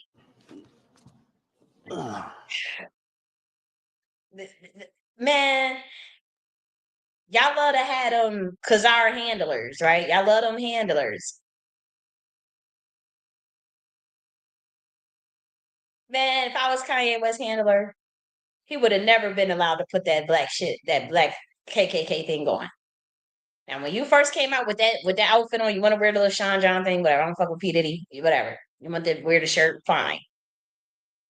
You want to put that. My thing is like the idea of a handler. If they working in your best interest, see, a lot of these handlers, they just want money, money, money, exploit, and they just see you as a slave. But it's like the idea of a handler as a brother keeper, or a sister keeper, someone that's looking out for your best interest and making sure that your image management and that you're marketable. Um, that's not a bad idea, you know. But if the person that really got your back, you eat, I eat. If you're good, I'm good. If you succeed, I succeed. That is the idea of what that should be, not you know weirdos just trying to control your every move and trying to just eat off of you, and you have nothing, because that's what they do to these artists. But if I was Kanye West handler, he would have okay, you want to wear the Sean John shirt, whatever, fine. You want to wear the jeans, whatever. Yeezy shoes on, and it would have been a Yeezy album. You see how they by that table by that wall? Oh, it would have been some Yeezy stuff. It would have been some subliminal programming going on. It would have had it would have been some Yeezys on that motherfucking table right here. You see this table right here? It would have been Also, I had this theory that this. it would have been some Yeezy. Where's that table at? How you sit by Like the table and there ain't it ain't nothing marketed, no subliminal marketing. He got this black KKK thing on. That is stupid. You see the table right there in the video. Even here, Oh, yeah. No. it should have been something, a Yeezy bag, the book bag, something right there. It would have been something. You see all this? It would have been. You see how he had to put his shoes on right here. Man, ain't no way in the world he would have been allowed to put this shit on. Look at this. This looks ridiculous. That's what it instantly turned into fuckery. It instantly turned into, okay, you ain't really here for. Look at them boots. Where's the Yeezy boots?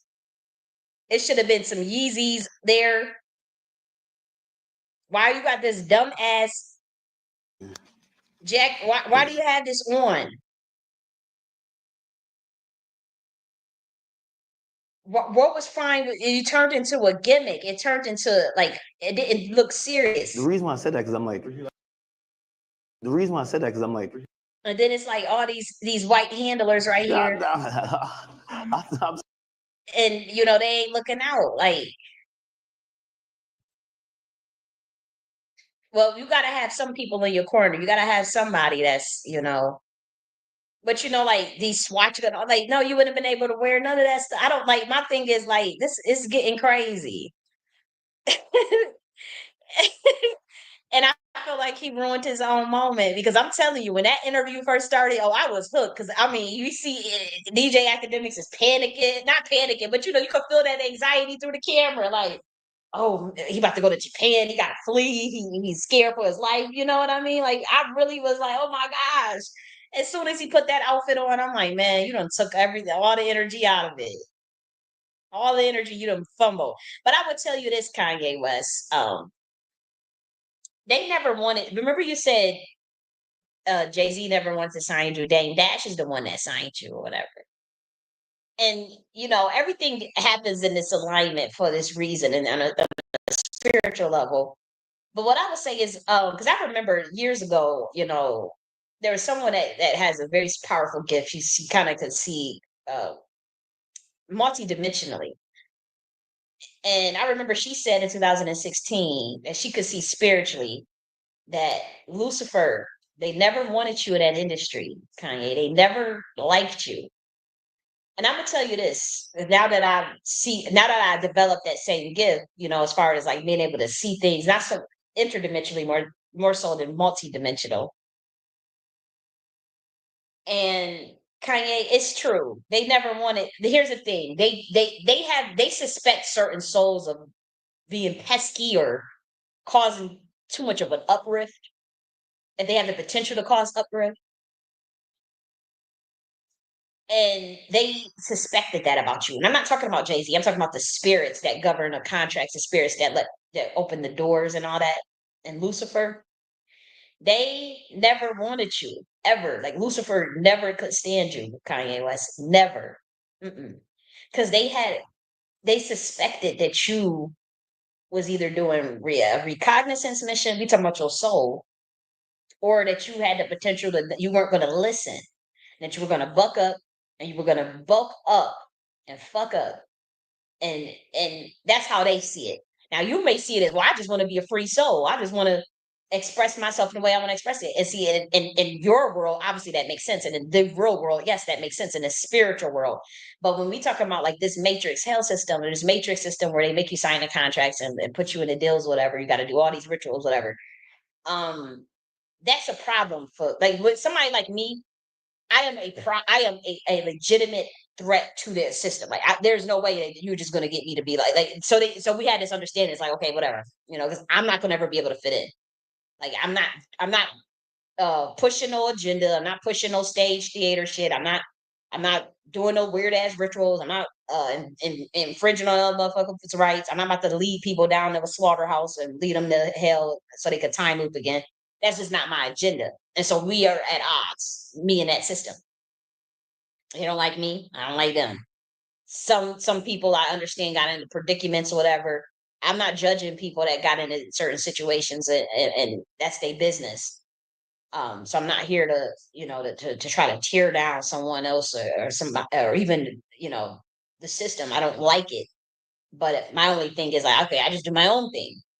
And see, that's why they gave you such a hard time even getting in the door. See, Dame Dash is not even really a part of that system. He knows about it. He played again. He didn't like it, whatever. They got out.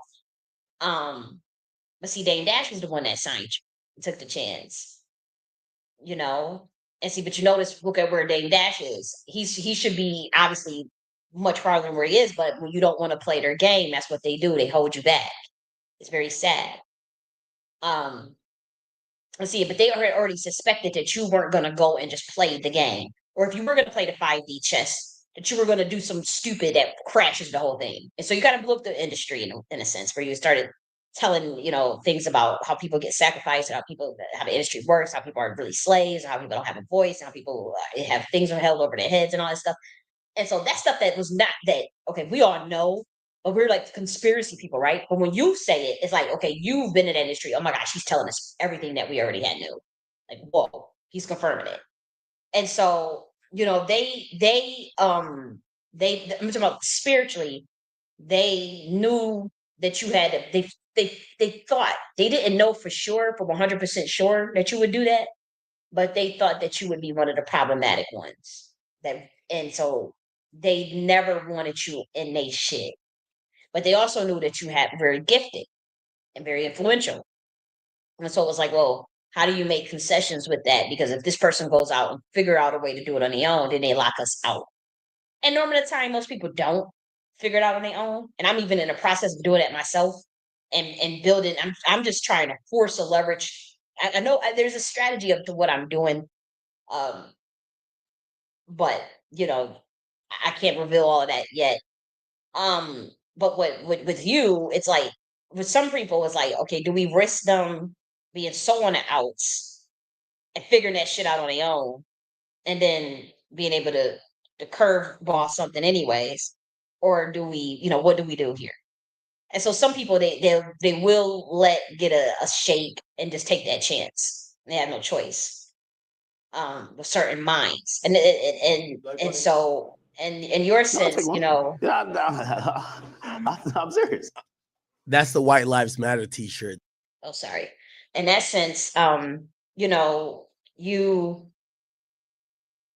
you confirmed their suspicions of what they initially thought. Like I said, they never wanted you in their stuff, never. And but they took that chance on you, and to be honest, it was a good. Obviously you're musically gifted, but as far as like following the rules of that order, they should have known that that was never going to be in your personality, and then they kind of knew that too. They did kind of know that on some. Let me talk about the spirits, not like a human. But I'm telling you, they had when we talk about like why was it so hard for a person to sign you, or why didn't nobody want to sign you? It was top down. Like that was like I'm telling you, like from what I saw spiritually, even with that lady confirmed, it was Lucifer himself that was like, I don't like him. I don't like him. I don't like his energy. I don't like him. He's not going to listen. He's not going to do what we tell him to do. He's going to buck up. He's going to cause a shitstorm. That's what I saw spiritually, and you did end up doing that. But I mean, that was what you were supposed to do. But then you took things to, you went left with things, and you disrespecting kids out here and all that. So whatever happens, happens. But I mean, I really hate that it comes to this, obviously. Oh, but nonetheless, I like the interview. I thought the interview was good. I understand some of the things he was saying, and then some of the things I didn't agree with everything. But again, I hate that you had this dumbass outfit on. That ruined it. It ruined it. It ruined it. But it's like when we talk about like it's a lot of people on the edge. It's a lot of people that's like one paycheck from being out homeless, and then there's a lot of people that's incident, one event from smacking the shit out of somebody, or just snapping and losing it, or crashing out. And we talking about like millions and millions of people. People be on the edge, man. And so it's a lot going on right now. It's a lot of people's losing their jobs, and people one paycheck away from being homeless. And you go, you know what I'm talking about. You be in Walmart or something, and somebody just bump you the wrong way. You ready to beat their motherfucking ass. You in the line, somebody so close to you, you just ready to smack the hell out of them. And so we just have to remember at this day and time that we have to keep our spirits up at all times. Like I was looking at this story um right here. This was a person, actually this story right here. It was three women, they tragically passed away, but they were going 116 miles per hour in Florida with alcohol in their hands driving. This story right here. Look at this. They were in this car. They were driving 116 miles drinking this right here. This is some deviltry time. All three of them died. Look at this. And so this will be saying where people be on the edge and living reckless and all this stuff. Like, could you was literally asking for, and I'm telling you, like this just happened this week. And when I'm telling you, like this type of energy has been around for a minute, like since last week. I felt it too. That's why I've been staying inside. I always stay inside anyways. But like when I say like I'm telling you, don't fuck around out here because it is something, it's an energy that's jumping on people. This girl is driving 116 miles, no hands on the wheels with alcohol in her hand, with three people in the car. All of them died. All of them. And so that's what we mean. We're like, we're just this, with stupidity.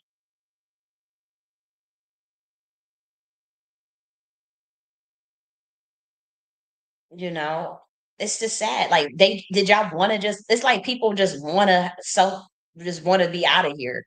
That's what I took from that. I'm like these women, they just wanted to be up on out of here, and I pray that they went to a better space. But you know, to die under them type of conditions like that, it's like, damn, what was y'all thinking?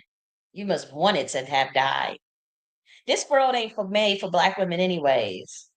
I mean, the way that they little hell matrix system is set up, it ain't made. It's not meant for no real niggas like no black women. Like it's not made for. It's like you gotta be degraded and downplayed so much for this stupid ass system. And everybody knows it's cringy. It's cringy, especially like when it comes to like certain people. Like it's like y'all know y'all stealing all this stuff from black women, and y'all doing all this stuff to black women, and y'all know y'all don't know how to they lead this country for nothing. And you could tell you could look at this stuff the way it's being ran, and you could these people are fumbling their thumbs around, and I'm just like a lot of black women are checking out, man. But you know, it ain't just a black woman thing because I was looking like it's a lot of people that's look at this crash out right here. Like it was a Russian dude. He wanted to take a picture for Instagram, and so he likes to take a provocative picture, and he ended up falling from this building and died because he wanted to take a picture showing that he's brave, hanging on the side of the building, and he fell to his death. Sure did. Look at this. And so it's a lot of crash outs going on, you know, and they had this story of this Augusta man, this black man, he was arrested for leaving his children ages 1, 6, and 10 alone at McDonald's while he attended a nearby job interview. So everybody believed that he was really at the job interview, and come to find out the dude wasn't even at a job interview. I really believed it. I was like, yo, where's his friends and his family? Like, I would have watched his kids for free while he went to the job interview. Where's his friends at? Like, you know, and come to find out he left them at McDonald's and he wasn't at a job interview. But yeah, these crash outs, man, you know. And then somebody, the Juicy Genius asked, you know, this week, and they say that the black Republican lady I seen on here. And so, you know, it's a lot. It's a lot of stuff going on with people. And I'm gonna tell y'all this, like, especially you niggas that like that's capping like how Juicy Genius was. We thinking she an executive at a bank or something that just got buku dollars the way Republican dollars the way she was on this app carrying on, and she's still at 8,000. I'm telling y'all niggas, this is an age of Saturn. You see how Umar Johnson just got exposed. You see how all these people getting they. You saw that interview with Laura Jamar, how he got his ass smacked up. Y'all better get authentic, and y'all better get authentic real quick. If you know you ain't got if you know you just need to be yourself, because I'm telling you, people are going to get it's like extreme this year.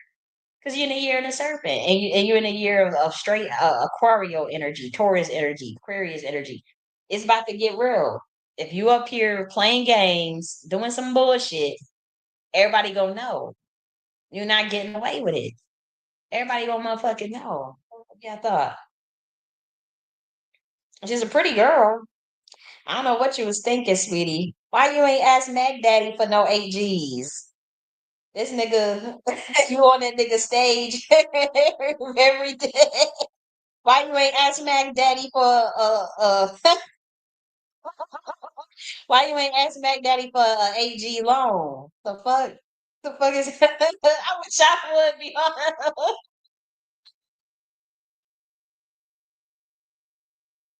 Judge Sarah is an asshole. She's yesterday she was like, yeah, you're juicy, but you ain't genius. Judge Sarah is an asshole. 'Cause you could have somebody you could have fucked that old man and got that AG.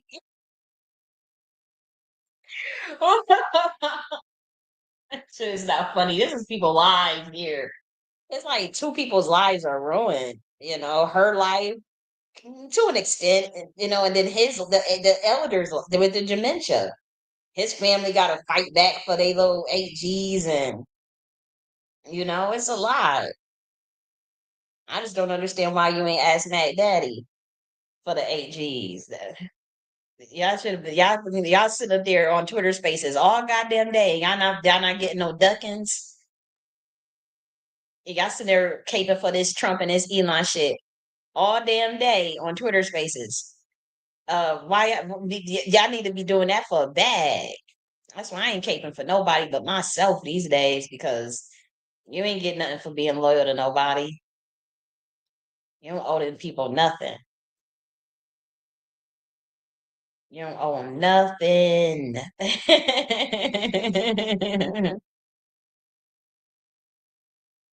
Yeah, but we about to go underground. I think it's about time to go underground. For those who want to come, that link, those links are in the description. If you're on Twitter, it's in the comment section right underneath. Link to underground live lectures at a one-time payment, or link to the underground subscription. You could pay per month, and it's also on. I'm gonna say, is it? I think I have to put it back on Rumble. It's about to end it on Rumble. We're about to go underground.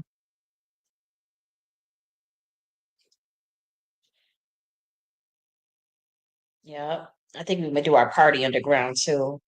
A little bit of a music listening session, and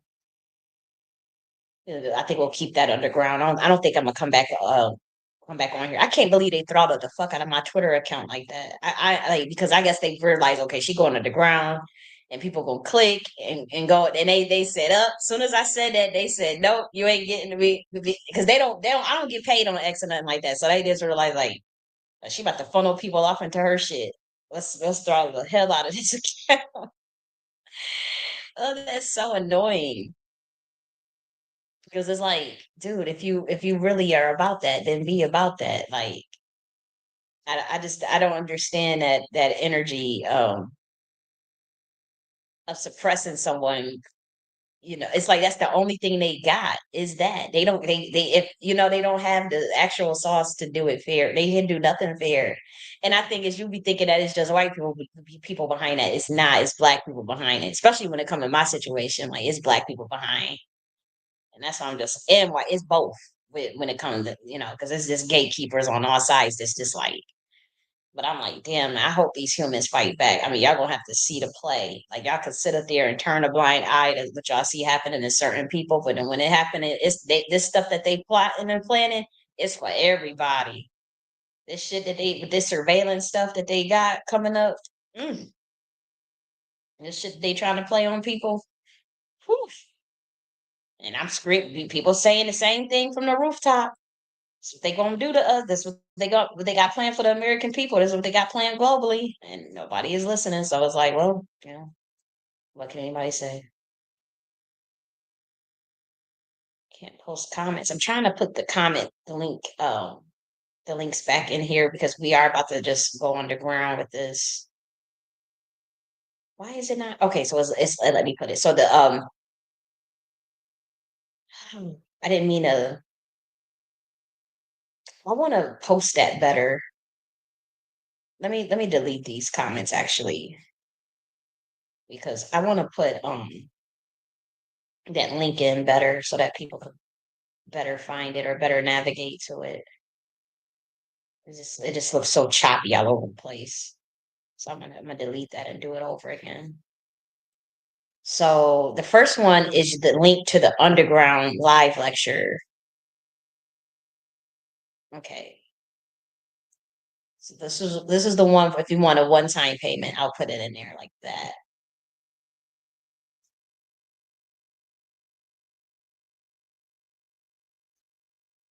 And then the next one is the link to the underground live lecture subscription if you want to pay per month.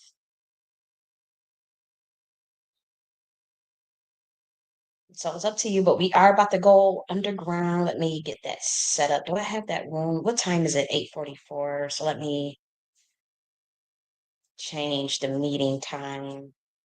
I'm gonna change the meeting to honestly like it's 8:44. I'm gonna change it to like 8:50. Start it in like 5 minutes, take like a bathroom break, and then get it started.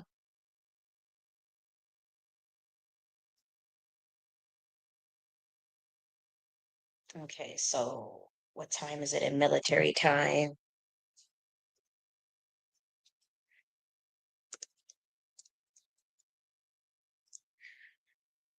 Okay.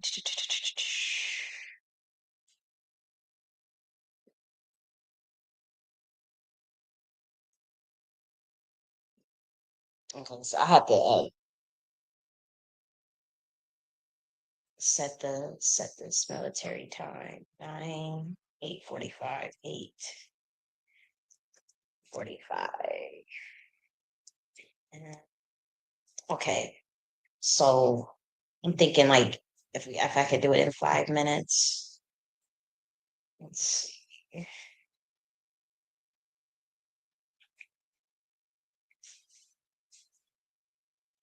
Yeah, I could do it 8:45, and then I won't start the meeting yet. I'm gonna take like a 5 minute break though, and what I'm gonna do though is I am going to have this video streaming right here, and then I'm gonna end it on Rumble though. I'm gonna stream video file.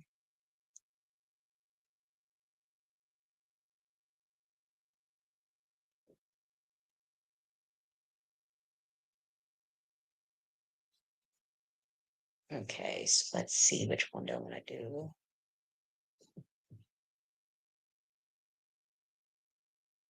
Okay, so said I know I said after 1 hour we'll migrate over. I don't know what I'll be thinking. I think I might have to get better with that or move more things underground still. I'm thinking that's what I'll have to do because I was supposed to be sticking to like a time limit, and I haven't been sticking to the time limit, and so that makes me think like I have to just move the whole thing underground. But I want people to funnel in somehow, and I was hoping that was. But again, my account, I cannot believe I have never been like that throttled on Twitter. I've never been that throttled. It is totally systematic. Like it's the impressions. It's not. It's like it's not even being shown. Like the space is not even being shown. And so they totally have done something very very nefarious, to be honest, because that has never happened before.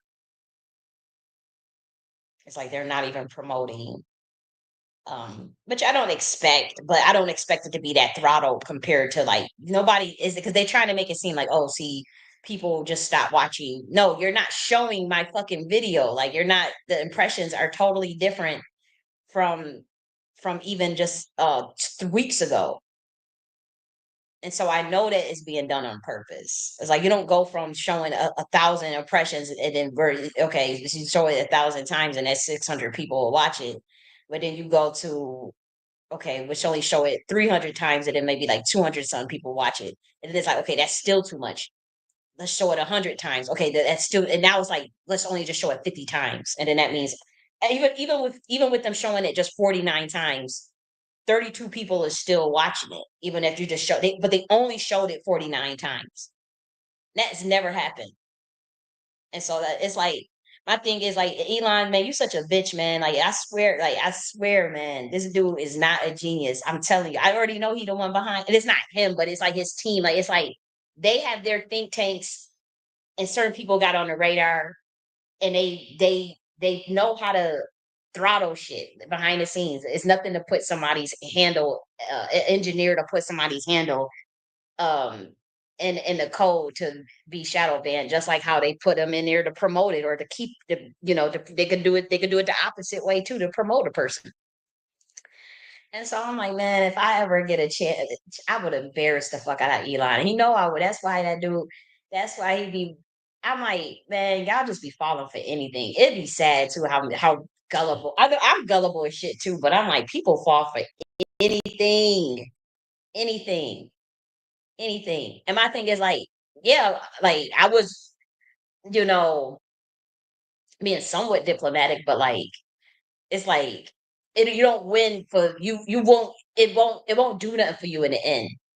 It won't do anything because it's like, even if you're not even saying, if something, if you were saying was just so detrimental, so wrong, you wouldn't resort, or just so false, you wouldn't resort to that level of shadow banning versus just like, okay, let's just call it out. Like, okay, this person, we feel that you're lying, or this, you don't know what you're talking about. Or you, so it's something I'm saying is true that's rattling on that, they feel like they have to just bury it because instead of just facing them, okay, well, what is the person actually saying? Face what the person is saying. Let's have a debate about it. Let's talk about it. Like, and so they have to work in like this team to systematically coordinate how to get me out of the algorithm or get me out of the paint because they cannot face actually what I'm saying. Because if it was to get out of people understanding what I'm talking about, which is a lot of people already do understand what I'm talking about, then it's like it throws too much cracks in a matrix. And it's not even me being arrogant. Like I'm witnessing, like, you're not about to gaslight me. Like, I know what a shadow ban looks like. I know what the fuck y'all doing. Like, it's not, y'all not about to sit up there and just make it seem like, oh, you're just being paranoid or you're just being no, like, these people are like fucking with my shit. And it's frustrating because I know who's exactly behind it. And I know that it's not just, one person, or it's a group. And it's like, I just couldn't imagine being that cowardice and scared and cowardly like that. I just couldn't. Like, I swear I would fight anybody verbally on what I stand for. Like, I just can't relate to that level of cowardness where it's like, well, oh, we can't have that get out, or we can't face this truth, or we can't face that. I have an argument about it with anybody. Like, just say what you. But the thing is, another thing is like, they also try to use, like, they be studying to see. There's nothing that, I'm not even gonna get into all this stuff that I be seeing. It's not even worth it because, people know what's going on. They just play dumb. So it's not even like I have to explain anything because people already know. It's like I don't have to explain nothing. I just think it's funny, but I guess they feel like, oh, it's our get back because you, bitch, you think we don't know who's behind doing all of this, da, da, da, da, da. Nah, bitch, we gonna get our get back. So I guess this is their way of getting a get back after seeing that market tank like that. So, since I told him that that was going to happen before it happened, so I guess they figured, okay, somehow she knew that was going to happen, and it fucking happened. Um, and so I guess they figured, like, well, the shit, if you knew it was going to happen, is you the one behind it? No, I'm not the one behind it. I think it's funny. I did see that. I said that dimension is going to totally crush y'all stock market. But at the time, it's just like, okay, here go the crazy bitch again.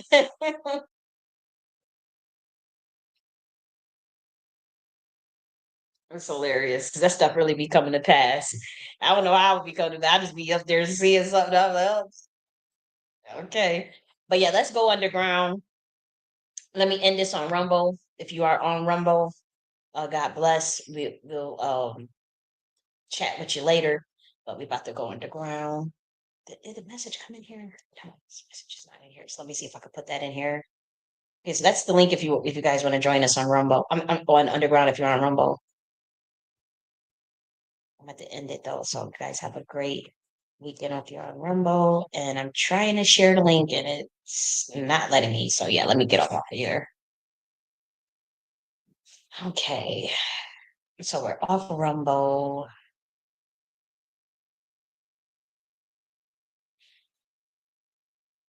Wait a minute.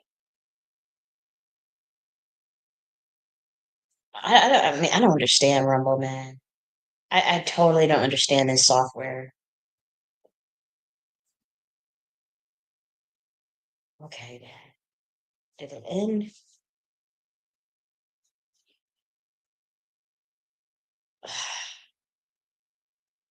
Okay, I'm just trying to make sure. I had to refresh on.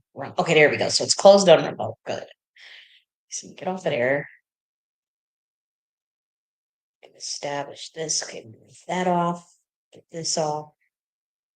I am going to leave it up while we are in live, just in case people want to funnel in.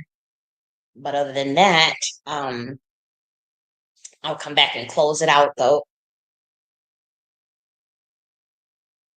And so I'm going to mute this.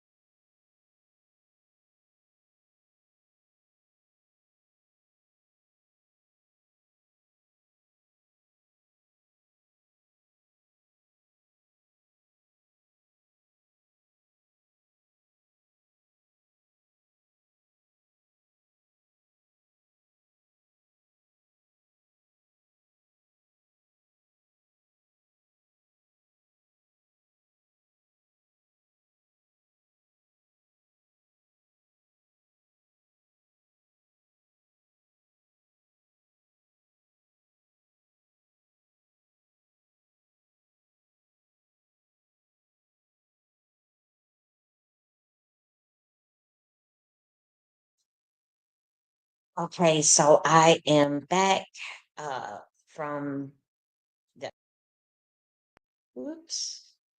Okay, so I'm back from the underground and let me see. I'm trying to I'm gonna play a little bit of the playlist. We were playing the playlist in the underground. So some of the music that I was gonna play today had already been played, so I'm only gonna play like 3 songs. And then I'm gonna head up on off of here. But I do obviously have to end it on YouTube. Let's see. Let me try to share. This is a couple songs I meant to play last week, but I didn't get to it. But I am gonna get off of YouTube with this. Let me just make sure that yeah, so that the meeting that was today will be available for replay soon. Let's see when paragraphs to schedule meeting time. Let's see. Because I know, wait a minute.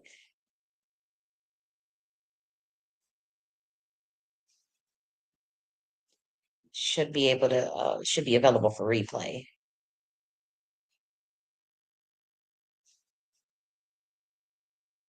very soon. Because we definitely recorded it. Okay. Yep, so that will be available for replay on Nakhti University. And so let me end this on YouTube. And I'll see you guys next week. I'll see you guys next week. Love you.